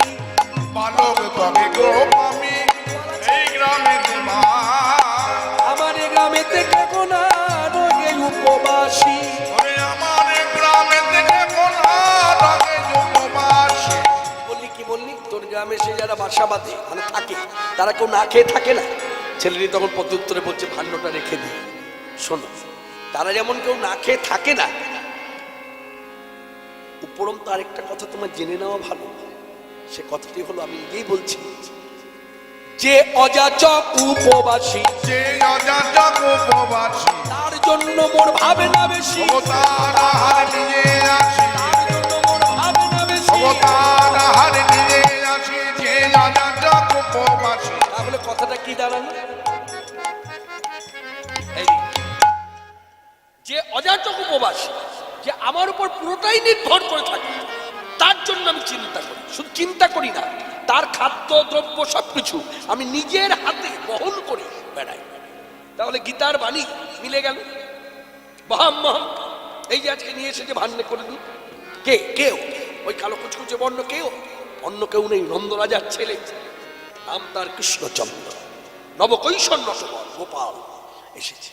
মাধবেন্দ্রপুরী ধরেও ধরতে পারছে না। এই শোন শোন, তোর কথা আমি শুনলাম, বুঝলাম, বুঝেছি তুই এই গ্রামেই থাকি, তোর গ্রামে এসে যারা না খেয়ে থাকে তাদের তুই খাদ্য জোগাড়, সব বুঝলাম। তোর কথাগুলো খুব ভালো, মিষ্টি ভাষী, দেখতেও ভালো, সব হলো। কিন্তু আমার কথাটা শোন, আমি কারোর কাছ থেকে ভিক্ষা করে কিছু খাই না। আরে তুমি তো আমার কাছে কিছু চাওনি, আমি নিয়ে এসেছি। একটা কথা বারবার বলছে, আমি নিয়ে এসেছি, আমি নিয়ে এসেছি। কেন নিয়ে তুমি না খেয়ে বসে আছো? আমার উচিত নয় তোমাকে খাওয়ানো? আমি না খেয়ে বসে আছি, তুই বুঝলি কি করে? ও এই কথা, এই কথাও তোমায় বলতে হবে। তাহলে শোনো মন দিয়ে। গ্রামের গোয়ালা মেয়েরা প্রতিদিনের মতো আজ ওই গোবিন্দ কুণ্ডের জল নিতে এসেছিল। জল নিতে এসে তোমাকে দেখলো যে এক সাধু বসে আছে বৃক্ষতলে, সারাদিন কিচ্ছু খায়নি, মুখ শুকিয়ে গেছে, দেখে বুঝলো। অমনি ছুটে গেল আমাদের বাড়িতে, আমাকে গিয়ে বললো, এই শোন, তোদের বাড়িতে তো দুধের অভাব নেই, একটু ভান্নে করে দুধ নিয়ে সাধুকে খাইয়ায়। তাই এলাম। মাধবেন্দ্রপুরী কথাটা শুনলেন, শুনেই প্রশ্ন করলেন, হ্যাঁ রে ছোড়া, হ্যাঁ এই গ্রামে এত লোক বসতি করে আছে, কারোর বাড়িতে না গিয়ে তোর বাড়িতে গিয়ে যাবে কেন? হ্যাঁ তোদের বাড়িতে বা যাবে কেন? সেটা খুলে বল। ছেলেটি তখন মাথায় হাত দিয়ে চিন্তা করছে, এবার বুঝি ধরা পড়ে গেলাম। কিন্তু খুব বুদ্ধি ধরে তো।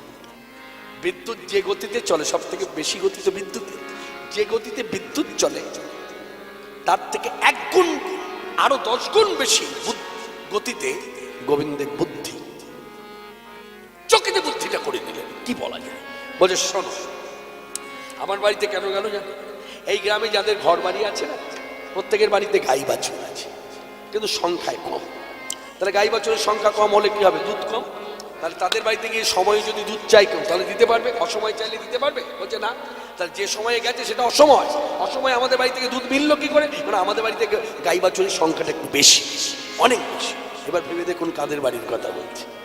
বৃন্দাবনে কাদের বাড়িতে গাই বাছুরের সংখ্যা বেশি? দেখেছি কিরকম আচ্ছাদন রেখে কথা বলে। এখানে একটা শিক্ষামূলক কথা আমি বলি, গোবিন্দ শ্রীমুখে কথা বলছেন সেখানে আচ্ছাদন রেখে। আর আমরা যারা তার দাস হয়ে কিছু কথা বলি, বক্তা হয়ে যখন দাঁড়াই, আমাদের মাথায় থাকে না যে কোন কথা খোলাভাবে বলা দরকার, কোন কথা আবরণ দিয়ে বলা দরকার। গোসাই কিন্তু কিছুই বুঝতে পারছে না। দাঁড়া, আমি কি প্রসঙ্গে যাচ্ছি বুঝতে পারছেন কথাটা? আমি একটু কিন্তু সরে দাঁড়ালাম কথা থেকে, এসে গেল মনের মধ্যে।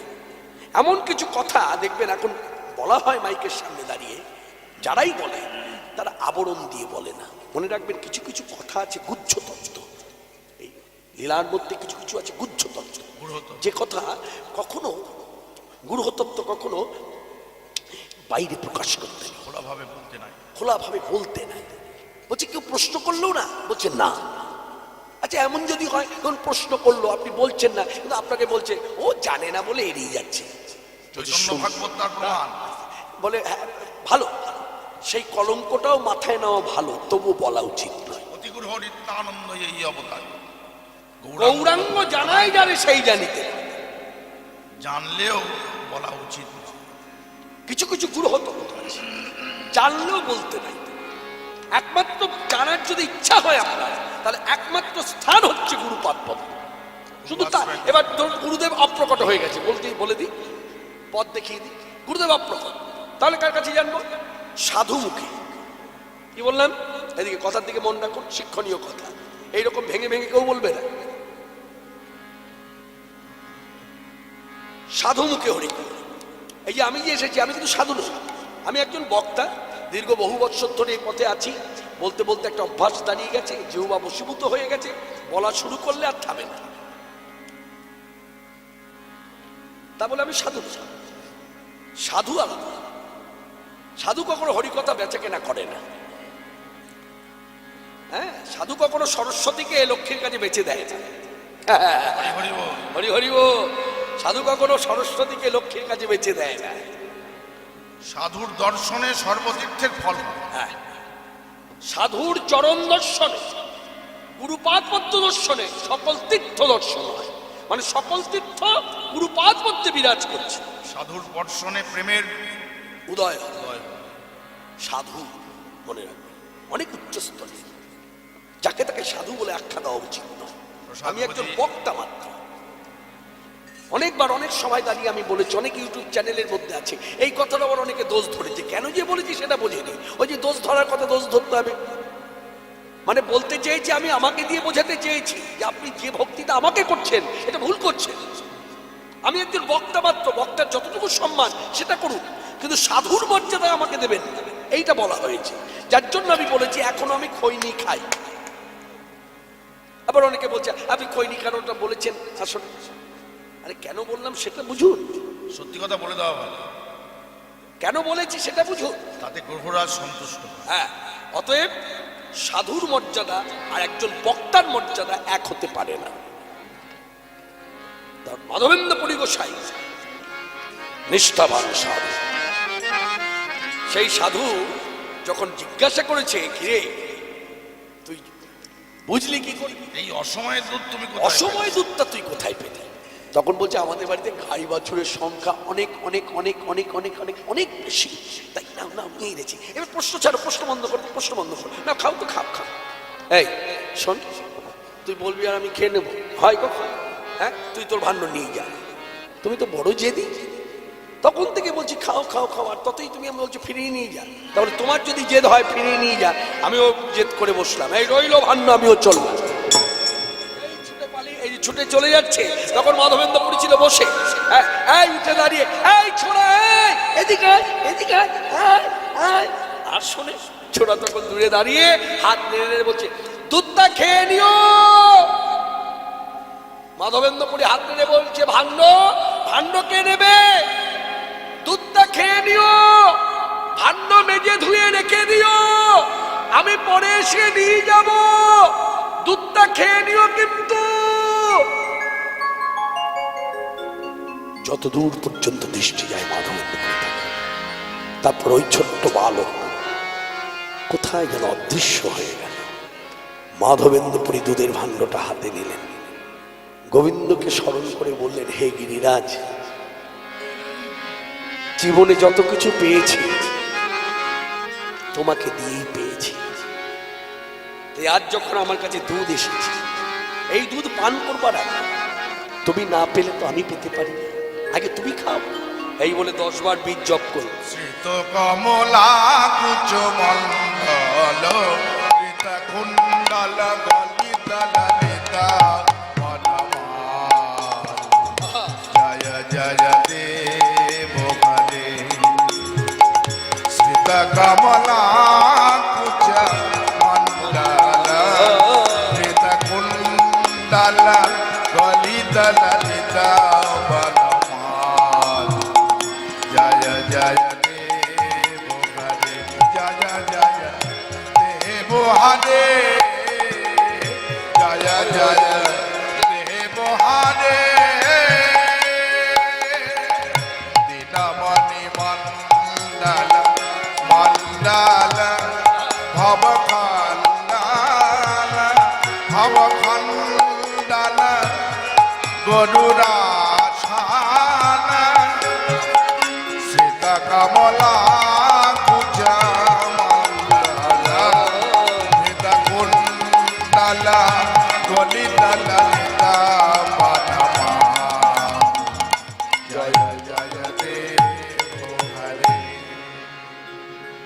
খানিকক্ষণ সময় পার হয়ে গেল, এবার দুধের ভাণ্ডটা হাতে নিল, যা যা নিয়ম সব করে নিল, আচমন আচমন করে নিয়ে ভাণ্ডটা হাতে নিয়ে এবার দুধ পান করছে।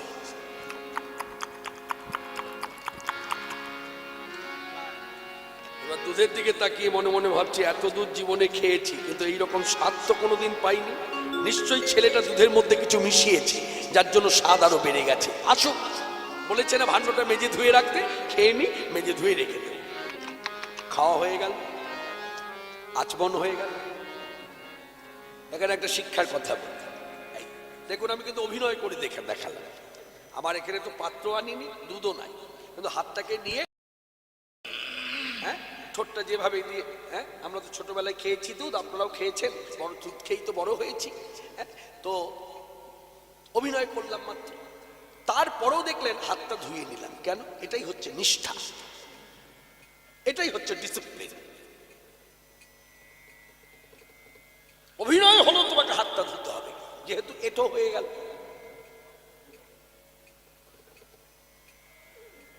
মাধবেন্দ্র পুরী আচমন করে তারপর কি করলো, ভাণ্ডটা মেজে ধুয়ে বসে আছে। ছেলেটা আসবে বলেছে আর আসে না। এদিকে কি হলো, সূর্য ডুবে গেছে, অন্ধকার নেমে এসেছে, অন্ধকার আরো গাঢ় হয়েছে। মাধবেন্দ্রপুরী আর কতক্ষণ বসে থাকবে? হা কৃষ্ণ বলে এই তন্দ্রা এসে গেছে, ওই বৃক্ষের নিচে শুয়ে আছে। তখন স্বপ্নে এই ওই গোপালদেব এসে সম্মুখে দাঁড়িয়েছে, দুগ্ধ ভাণ্ড হাতে দাঁড়িয়ে বলছে মাধবেন্দ্রপুরী। এবার নাম ধরে বলছে মাধবেন্দ্রপুরী কে? যেই তাকিয়েছে দেখছে গোপবাল ওই ভাণ্ড হাতে এইভাবে দাঁড়িয়ে আছে। তুমি তুমি তুমি এলে, তোমার দেওয়া দুধ তো আমি পেলাম, কি ভালো কি ভালো।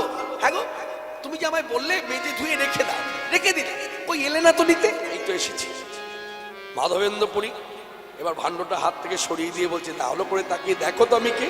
কি দেখালো যেন অন্য কিছু, সাক্ষাৎ ত্রিভুজ মুরলীধারী স্বয়ং কৃষ্ণ গোবিন্দজি সম্মুখে দাঁড়াবে।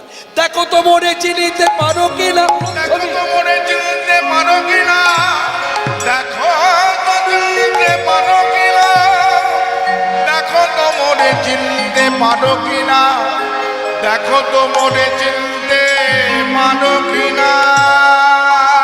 সাক্ষাৎ গোবিন্দজি দাঁড়াবে।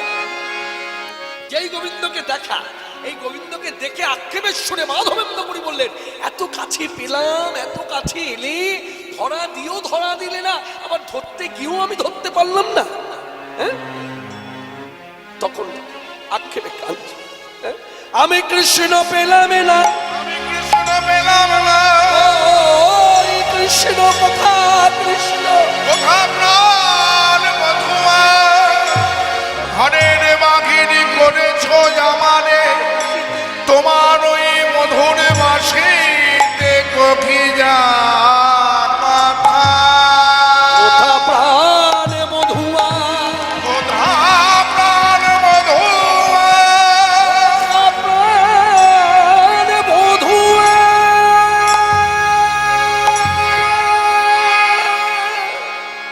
প্রভু, আমি কোন দোষে দোষী তোমার কাছে পেয়েও হারালাম? হাতটা ধরো, কোথায় নিয়ে যাবে আমাকে রাতের অন্ধকার? ধরো, হাতটা ধরো। এই বৃদ্ধ বয়সে আমি কোথায় নিয়ে যাবে? কথা বলো না, ধরো। যেই ধরেছে টানতে টানতে নিয়ে নিবিড় জঙ্গলের ভেতরে ঢুকে পড়লো। এই জঙ্গলে ঢুকে এবার দাঁড় করিয়ে বলছে দেখো এখানে কোনো মানুষ থাকতে পারে? চারিদিকে প্রাচীর আছে? বলছে না। মাথার উপরে আচ্ছাদন আছে? বলছে না। রৌদ্র বৃষ্টি ঝড় জল তুফান আমার দেহের মধ্য দিয়ে বয়ে যায়, বহুদিন থেকে আমি এখানে পড়ে আছি মাটি চাপা। জানো আমার পরিচয়? জানো কে? কে তুমি? বলবো? বিশ্বাস করবে? এই যে পর্বত সম্মুখে দেখছো, ওই টিলার উপরে ছিল আমার বাসা। নিত্যখানে আমার খাওয়া হতো, স্নান হতো, আরতি হতো, কত কিছু হতো, কত লোক জমায়েত হতো। কিন্তু কি জানো, ওই যে বলে না, সবাই বলে আমি নাকি সুখময়, সবসময় সুখের মধ্যেই আছি। কেউ বিচার করে না আমার মতো জন্ম মনুষ্য দেহে কারোর কখনো কোথাও কোনোদিন হয়নি। দেবতা কুলেরও হয়নি, মানব কুলো হয়নি, দানব কুলো হয়নি, দেবতা কুলো হয়নি। একমাত্র আমি জন্মেছি সেই জায়গায়। কোন জায়গায় জানি? পুতিগন্ধ কারাগার। এখানে কথাটা এইভাবে বলতে চাই, শুধু কারাগারে জন্ম বললে হবে না, পুতিগন্ধ কারাগার। কথার অর্থ মানে ওই কারাগারের মধ্যে যারা বন্দী ছিল তারা একটা সময় মৃত্যুবরণ করে, মানে প্রাণ হারায়। প্রাণ হারানোর পর ওই কারাগার থেকে আর বার করে ওখানেই পচে গলে একেবারে ওই শানের সাথে রক্ত মাংস এক মিশে গেছে, হাড়গুলো পড়ে আছে। ওই স্থানে জন্ম নিয়েছেন ভগবান শ্রীকৃষ্ণ। বুকে হাত দিয়ে বলুন তো, আমি যে বক্তা, আমার জন্ম ওখানে হয়েছে? আমার এরকম নোংরা জায়গায় জন্মেছি? বলুন বলুন, একজনে বলুন, বলুন কোন দানব কুল, দেবতা কুল? একমাত্র ভগবান শ্রীকৃষ্ণ। তাই নিজেকে দিয়ে জগৎ শিক্ষা দিলেন, শোনো, প্রত্যেকের জীবনটা হচ্ছে রথের চাকার মতো, সুখ দুঃখ, সুখ দুঃখ। আমার জীবনও সুখে ভরা ছিল ওই টিলার উপরে যতদিন ছিলাম। কিন্তু কি জানো, কি আশ্চর্য, কি সেই দুর্ভাগ্যের দিন, বিধর্মীর অত্যাচারে এই মোর দশা। এই মোর দশা আমি আর ভেঙে বলবো না, এবার অনুভব করে নিন আপনারা। ব্যাখ্যা করে বলতে পারবো না। বিধর্মীর অত্যাচারে এই মোর দশা, অনাহারে পড়ে আছি, কেউ না করে জিজ্ঞাসা। তুমি আমায় উদ্ধার করো মাধবেন্দ্র পুরী। এই বারবার বলছে উদ্ধার করো উদ্ধার করো, একবার নয় বারংবার। তখন বললেন এবার পরিচয় দাও, কে তুমি? তখন শ্রীমুখে বলছেন শ্রী গোপাল নামে মোর, কোমর ধনধারী, এবার উদ্ধার করো মনে মাধবেন্দ্র পুরী। গোপাল নাম মোর, গোবর ধন ধারী, এবার উদ্ধার করো মনে ওকে মাধবেন্দ্র পুরী। শ্রী গোপাল নামে মোর, গোবর ধনধারী, এবার উদ্ধার করো মনে মাধবেন্দ্র পুরী। গোপাল নাম মোর, গোবর ধন ধারী, এবার উদ্ধার করো মনে মাধবেন্দ্র পুরী। এবার উদ্ধার করো মনে মাধবেন্দ্র পুরী। একবার নয় বারংবার বলছি উদ্ধার করো উদ্ধার করো উদ্ধার করো। এই হলো জীব শিক্ষা। এই জন্য সকলের উদ্দেশ্যে বলবো রাধা কৃষ্ণের লীলা কথা শুনুন। আমি বলছি না শুনবেন না, শুনুন, কিন্তু বেশি করে গৌর মণ্ডলী, যেমন ছয় গোস্বাইপাদের জীবনী, দ্বাদশ গোপালের জীবনী, অষ্টকবিরাজ অষ্টব্রহ্মচারী, এদের জীবনী কথা আমাদেরকে বারংবার শোনা দরকার। শুনলে কি হবে না, কৃষ্ণ ভজন এরা কিভাবে করেছে, কি বৃত্তি নিয়ে করেছে, কতটা নিষ্ঠা নিয়ে করেছে, এই শিক্ষাগুলো ভক্তচরিত কথার মধ্যে আছে। তাহলে গঠন হয় হৃদয়, গঠন হয় চিত্ত, গঠন হয় চক্ষু, গঠন হয় আমার হাত। এই দুই হাত দিয়ে কি করা উচিত? সংসার জীবনে থেকে আমি দু হাত তো অনেক কিছু কাজে ব্যবহার করেছি। আচ্ছা আচ্ছা, চলে তো যেতেই হবে একদিন। আচ্ছা, এই হাতে ভগবানকে তো একটু মাল্যদান হলো, একটা মালা তো কোনোদিন তাকে পড়ালাম না। আচ্ছা, অনুভব হবে এরকম, আচ্ছা এই হাত দিয়ে তো অনেক কিছু করেছি, নিজের ছেলে মেয়ের যত্ন করেছি, তেল মাখিয়েছি, আচ্ছা ভগবানের অঙ্গে তো একটু চন্দন লেপন হলো না। এই যে অনুভূতি, এই অনুভূতিগুলো মনে রাখবেন। যত ভক্তচরিত কথা কর্ণগত হবে, যত বেশি আলোচ্য হবে, উচ্চারণ হবে, তত এই ভক্তির উন্নতি হবে। তাই মাধবেন্দ্র পুরী অবশেষে বলে দিলেন, শোনো, বারবার যদি আমাকে বলো উদ্ধার করো উদ্ধার করো, আমি তোমার দাস, আমি দাস হয়ে কি বলবো উদ্ধার করবো? হ্যাঁ, এর মধ্যে তো অহমিকা আছে। তাই আমি বলবো, তোমার যদি আমার হাত ধরে উদ্ধার হবার ইচ্ছা হয়েই থাকে, তো কার্যটা করিয়ে নিতে পারো না? যেই এভাবে নিবেদন, সঙ্গে সঙ্গে গোপাল দেব স্বপ্ন থেকে সরে গেল। তার মানে রাত্রি ভোর হয়ে গেল। মাধবেন্দ্র গায়ে ঢুকে গায়ের লোকদের জড়ো করে ওই জঙ্গল কেটে পরিষ্কার করে মাটি খনন করে গোপাল উদ্ধার করলেন। শুধু উদ্ধার নয়, গ্রামের বলবানদের দিয়ে মকা বলিষ্ঠ লোক একত্র করিয়া পর্বত পরি গেল বসাই। ঠাকুর লজিয়া, ঠাকুর লজিয়া, ঠাকুর লজিয়া। পাথরের সিংহাসনে গোপাল বসাইল, অনয়ার পাথর পৃষ্ঠে অবলম্ব দিল। মায়েদের কাছে একটা কথা তুলে ধরি, অন্যভাবে নেবেন না তো ক্ষমা চাইছি, ক্ষমা চাইছি। আচ্ছা, আজকে কি বার? বৃহস্পতিবার, হ্যাঁ, বুধবার, আগামীকাল বৃহস্পতিবার। আগামীকাল বৃহস্পতিবার। আগামীকাল বৃহস্পতিবারে যে আসলে এখন এখানে ছিলাম না তো, বৃন্দাবনে ছিলাম, বার ভুলে গেছি। ওই জন্য বার ভুল হলো। ভক্তদের দিকে তাকিয়ে বার ভুলে গেছি। ঠিক আছে, ভক্ত করুণায়, সাধুগুরু কৃপায়। আমার দুই ভাই যন্ত্র, মেজ ভাইও যন্ত্র, বড় ভাইও যন্ত্র, আর আমি হয়ে গেছি মাঝখানে মন্ত্র। দুজনার চাপে পড়ে, দুজনাই খুব রসিক। ডান দিকে যে ছিল শিকল বাজাতো এক ধরনের রসিক, এক ধরনের রসিক। যাই হোক, এখন আমি বলি ভগবত কথা। হরে কৃষ্ণ কৃষ্ণ কৃষ্ণ হরে হরে, হরে রাম রাম রাম হরে হরে। হ্যাঁ, এই বৃহস্পতিবারে আমরা মেয়েরা বিবাহিত জীবন অবিবাহিত জীবন দেখবেন অনেক সময় কি হয়, মাও বলে দেয় আরে আজকে তুই ঘরটা স্থাপন কর। এই ঘরটা যখন বসাই, লক্ষ্মীবারে লক্ষ্মী ঘরটা যখন বসাই, তখন পাশের বাড়ি থেকে কিন্তু কাউকে ডেকে আনি না, আমি ঘর বসাচ্ছি তো উলোধ্বনি করো। নিজে না পারলে অন্তত জিভটা একটু নাড়িয়ে চুড়িয়ে একটু হুলু হুলু শব্দের মধ্য দিয়ে ঘর স্থাপন। আর সেখানে কিন্তু আমরা চৈতন্য চরিতামৃতে কবিরাজ গোস্বামীপদের কলম থেকে পেলাম, টিলার উপরে গোপাল স্থাপন হলো, মানে বসানো হলো। মায়েরা কি উলোধ্বনি দেবেন না?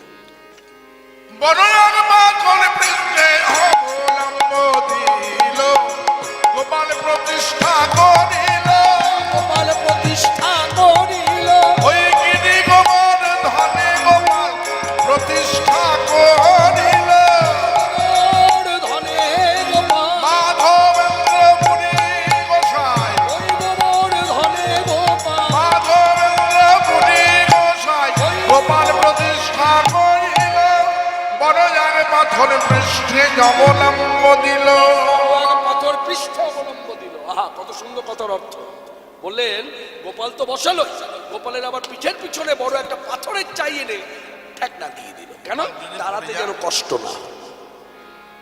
এই জন্য ভগবত সেবাটা মনে রাখবেন, প্রত্যেকে যে আমরা কুটিরে কুটিরে ভগবত সেবা করি নিজস্ব অনুভূতির দ্বারা করি। গিরি গোবর্ধন ধারণ করছে, সকালে এসে পাশ দিয়ে ঠেকনা দিচ্ছে। এটা অনুভূতি। বাস দিয়ে ঠেকনা দিলে গিরি গোবর্ধন ধারণ হবে?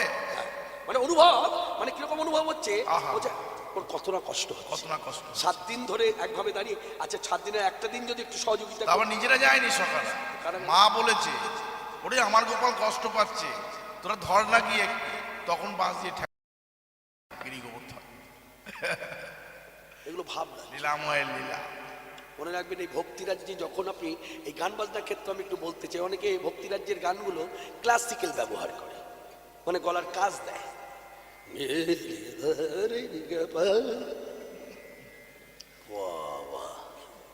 গিরিরাজ ছুটে পালাবে, বলছে আমাকে ডাকছে না, খেদাচ্ছে।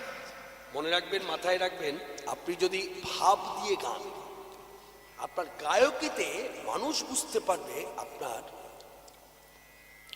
গান বাজনার গভীরতা কতখানি, মানে ওখানে ক্লাসিক ভয়ের কোনো প্রয়োজন নেই। দক্ষতা কতখানি আছে সুরের উপরে। গোপাল স্থাপন হলো, এর পরের ঘটনা সব চলে গেল জল আনতে। কেন বলুন তো? স্নানের সময় হয়েছে, অভিষেক হবে। হ্যাঁ, এই জল আনার একটা হুলস্থুল পড়ে গেল মেয়েদের মধ্যে। মেয়েরা খুব আনন্দ পেয়েছে। মাধবেন্দ্র পরিবেশে যখন বলে যে জল এনে দাও, স্নান হবে। 100 খানা নতুন ঘর, 100 খানা নতুন ঘর যদি ধরা হয় তাহলে 100 খানা মেয়ে, মানে গোপবালা, তারা চললো জল আনতে। নবশত ঘট, এত কথা হলো, গান হলো, একটু নাচি দেখি বুড়ো বয়সে পারি কিনা। নবশত ঘট জল কইল যুবনীত, নবশত ঘট জল কইল যুবনীত, নানা বন্ধ ভেটি বাজে শ্রীগণ গাই, নানা বন্ধ ভেটি বাজে শ্রীগণ গাই। ওরাকে গোনা থেকে ভোগা, কে গোনা থেকে ভোগা, কে ভোগা থেকে ভোগায় মহোৎসব হইল। দধি দুগ্ধ ঘৃত আইল গ্রামে যত ছিল, দধি দুগ্ধ ঘৃত আইল গ্রামে যত ছিল। নাম শত ঘট জল যাবে কইল যুবনীত, নানা বন্ধ ভেটি বাজে শ্রীগণ গাইল। তুলসী আদি পুষ্প বস্ত্র যাইল জনে, তুলসী আদি পুষ্প বস্ত্র যাইল জনে। ওই আপনে মাধবেন্দ্র পুরী কইল অভিষেক, আপনে মাধবেন্দ্র পুরী ওই অভিষেক, আপনে মাধবেন্দ্র পুরী কইল অভিষেক।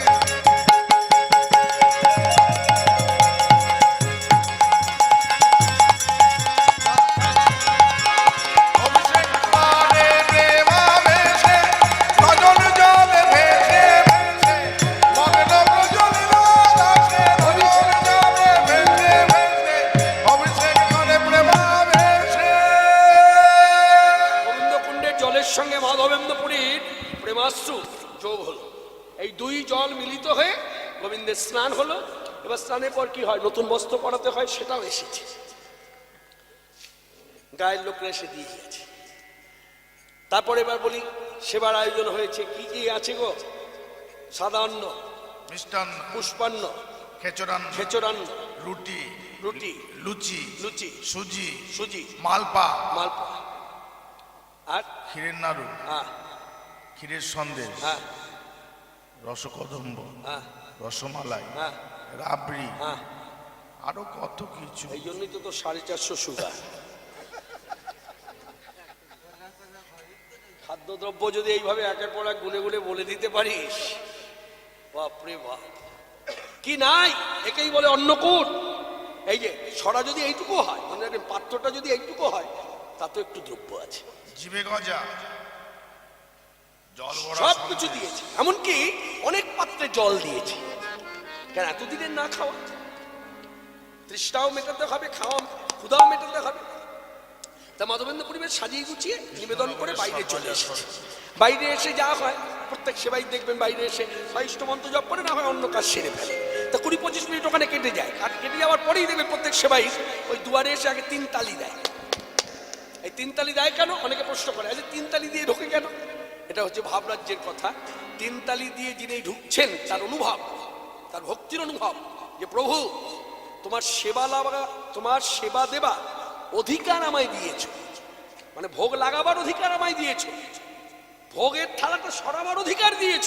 কিন্তু যতক্ষণ তুমি ওই আসনে বসে, আসন থেকে নেমে আরেক আসনে বসে, ওই যে আসনটা আলাদা করে পাতা হয় আসনের গা ঘেঁষে, ওই আসনে বসে প্রসাদ পাচ্ছ, মানে খাচ্ছ, সেটা দেখার অধিকার এখনো আমার হয় নাই।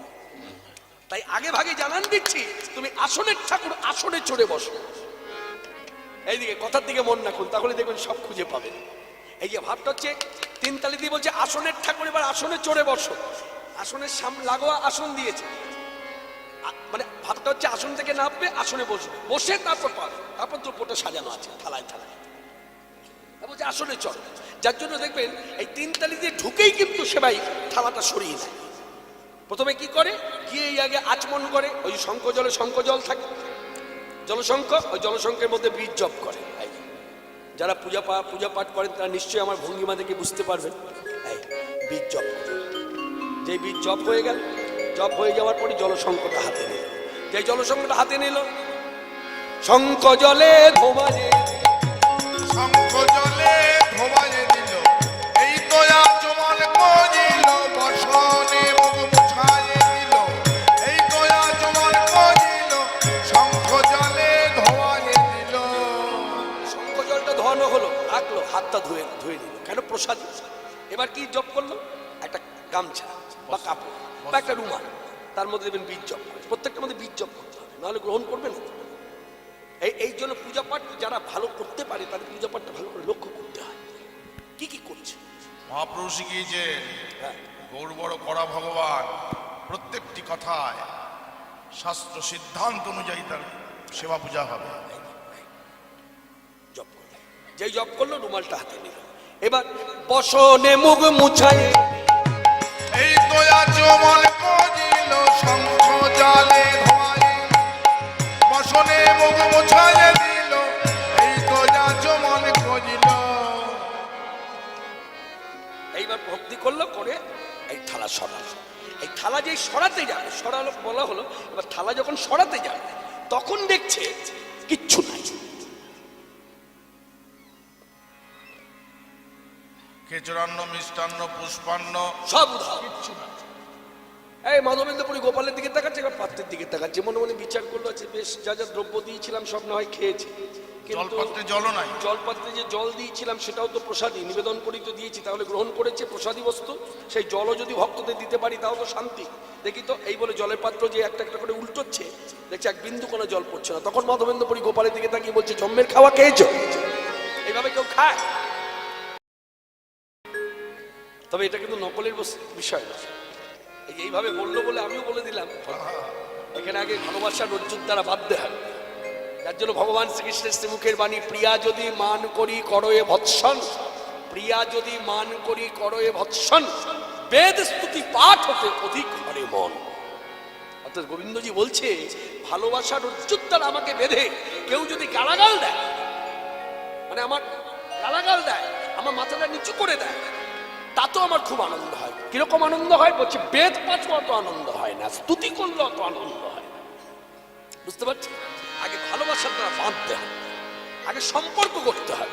ওই জন্য আমি শুরুতে যে কথাটা বলেছি, একেবারে শেষে এসে আবার ওই কথাটা উত্থাপন করি। ভগবানের অনেক রূপ, ভগবানের অনেক রূপ, আমাকে বেছে নিতে হবে কোন রূপটাকে আমি গ্রহণ করব। সেটা আমার নিজস্ব ব্যক্তিগত ব্যাপার। আমি মা কালী ভজতে পারি, আমি শীতলা ভজতে পারি, আমি দেবীমা মনসা, আমি দেবীমা মনসার মধ্য দিয়ে যদি আমি ভালোবেসে থাকি, তার প্রতি যদি প্রকৃত ভালোবাসা থাকে ভগবানের প্রতি, তাহলে আমি ওই দেবীমা মনসার মধ্য দিয়ে আমি রাধা কৃষ্ণ যুগল, নিতাই গৌর যুগল সবকিছুই আমি এখানে পাবো, যেমন পেয়েছিল ভবা পাগল। এক কথাটা জুড়ে দিই, বৃন্দাবনে যাওয়ার বাসনা ছিল, কিন্তু তিনি বৃন্দাবনে যাননি। বৃন্দাবন দর্শন দিয়েছে তাকে কালনায়, বৃন্দাবন তীর্থ এসেছে কালনায়, ভক্তির বলে নিয়ে এসেছে। এইসব কথাগুলোর মান্যতা দিতে হবে, এইসব কথাগুলো আলোচনা করতে হবে, তবে ভক্তি উদয়।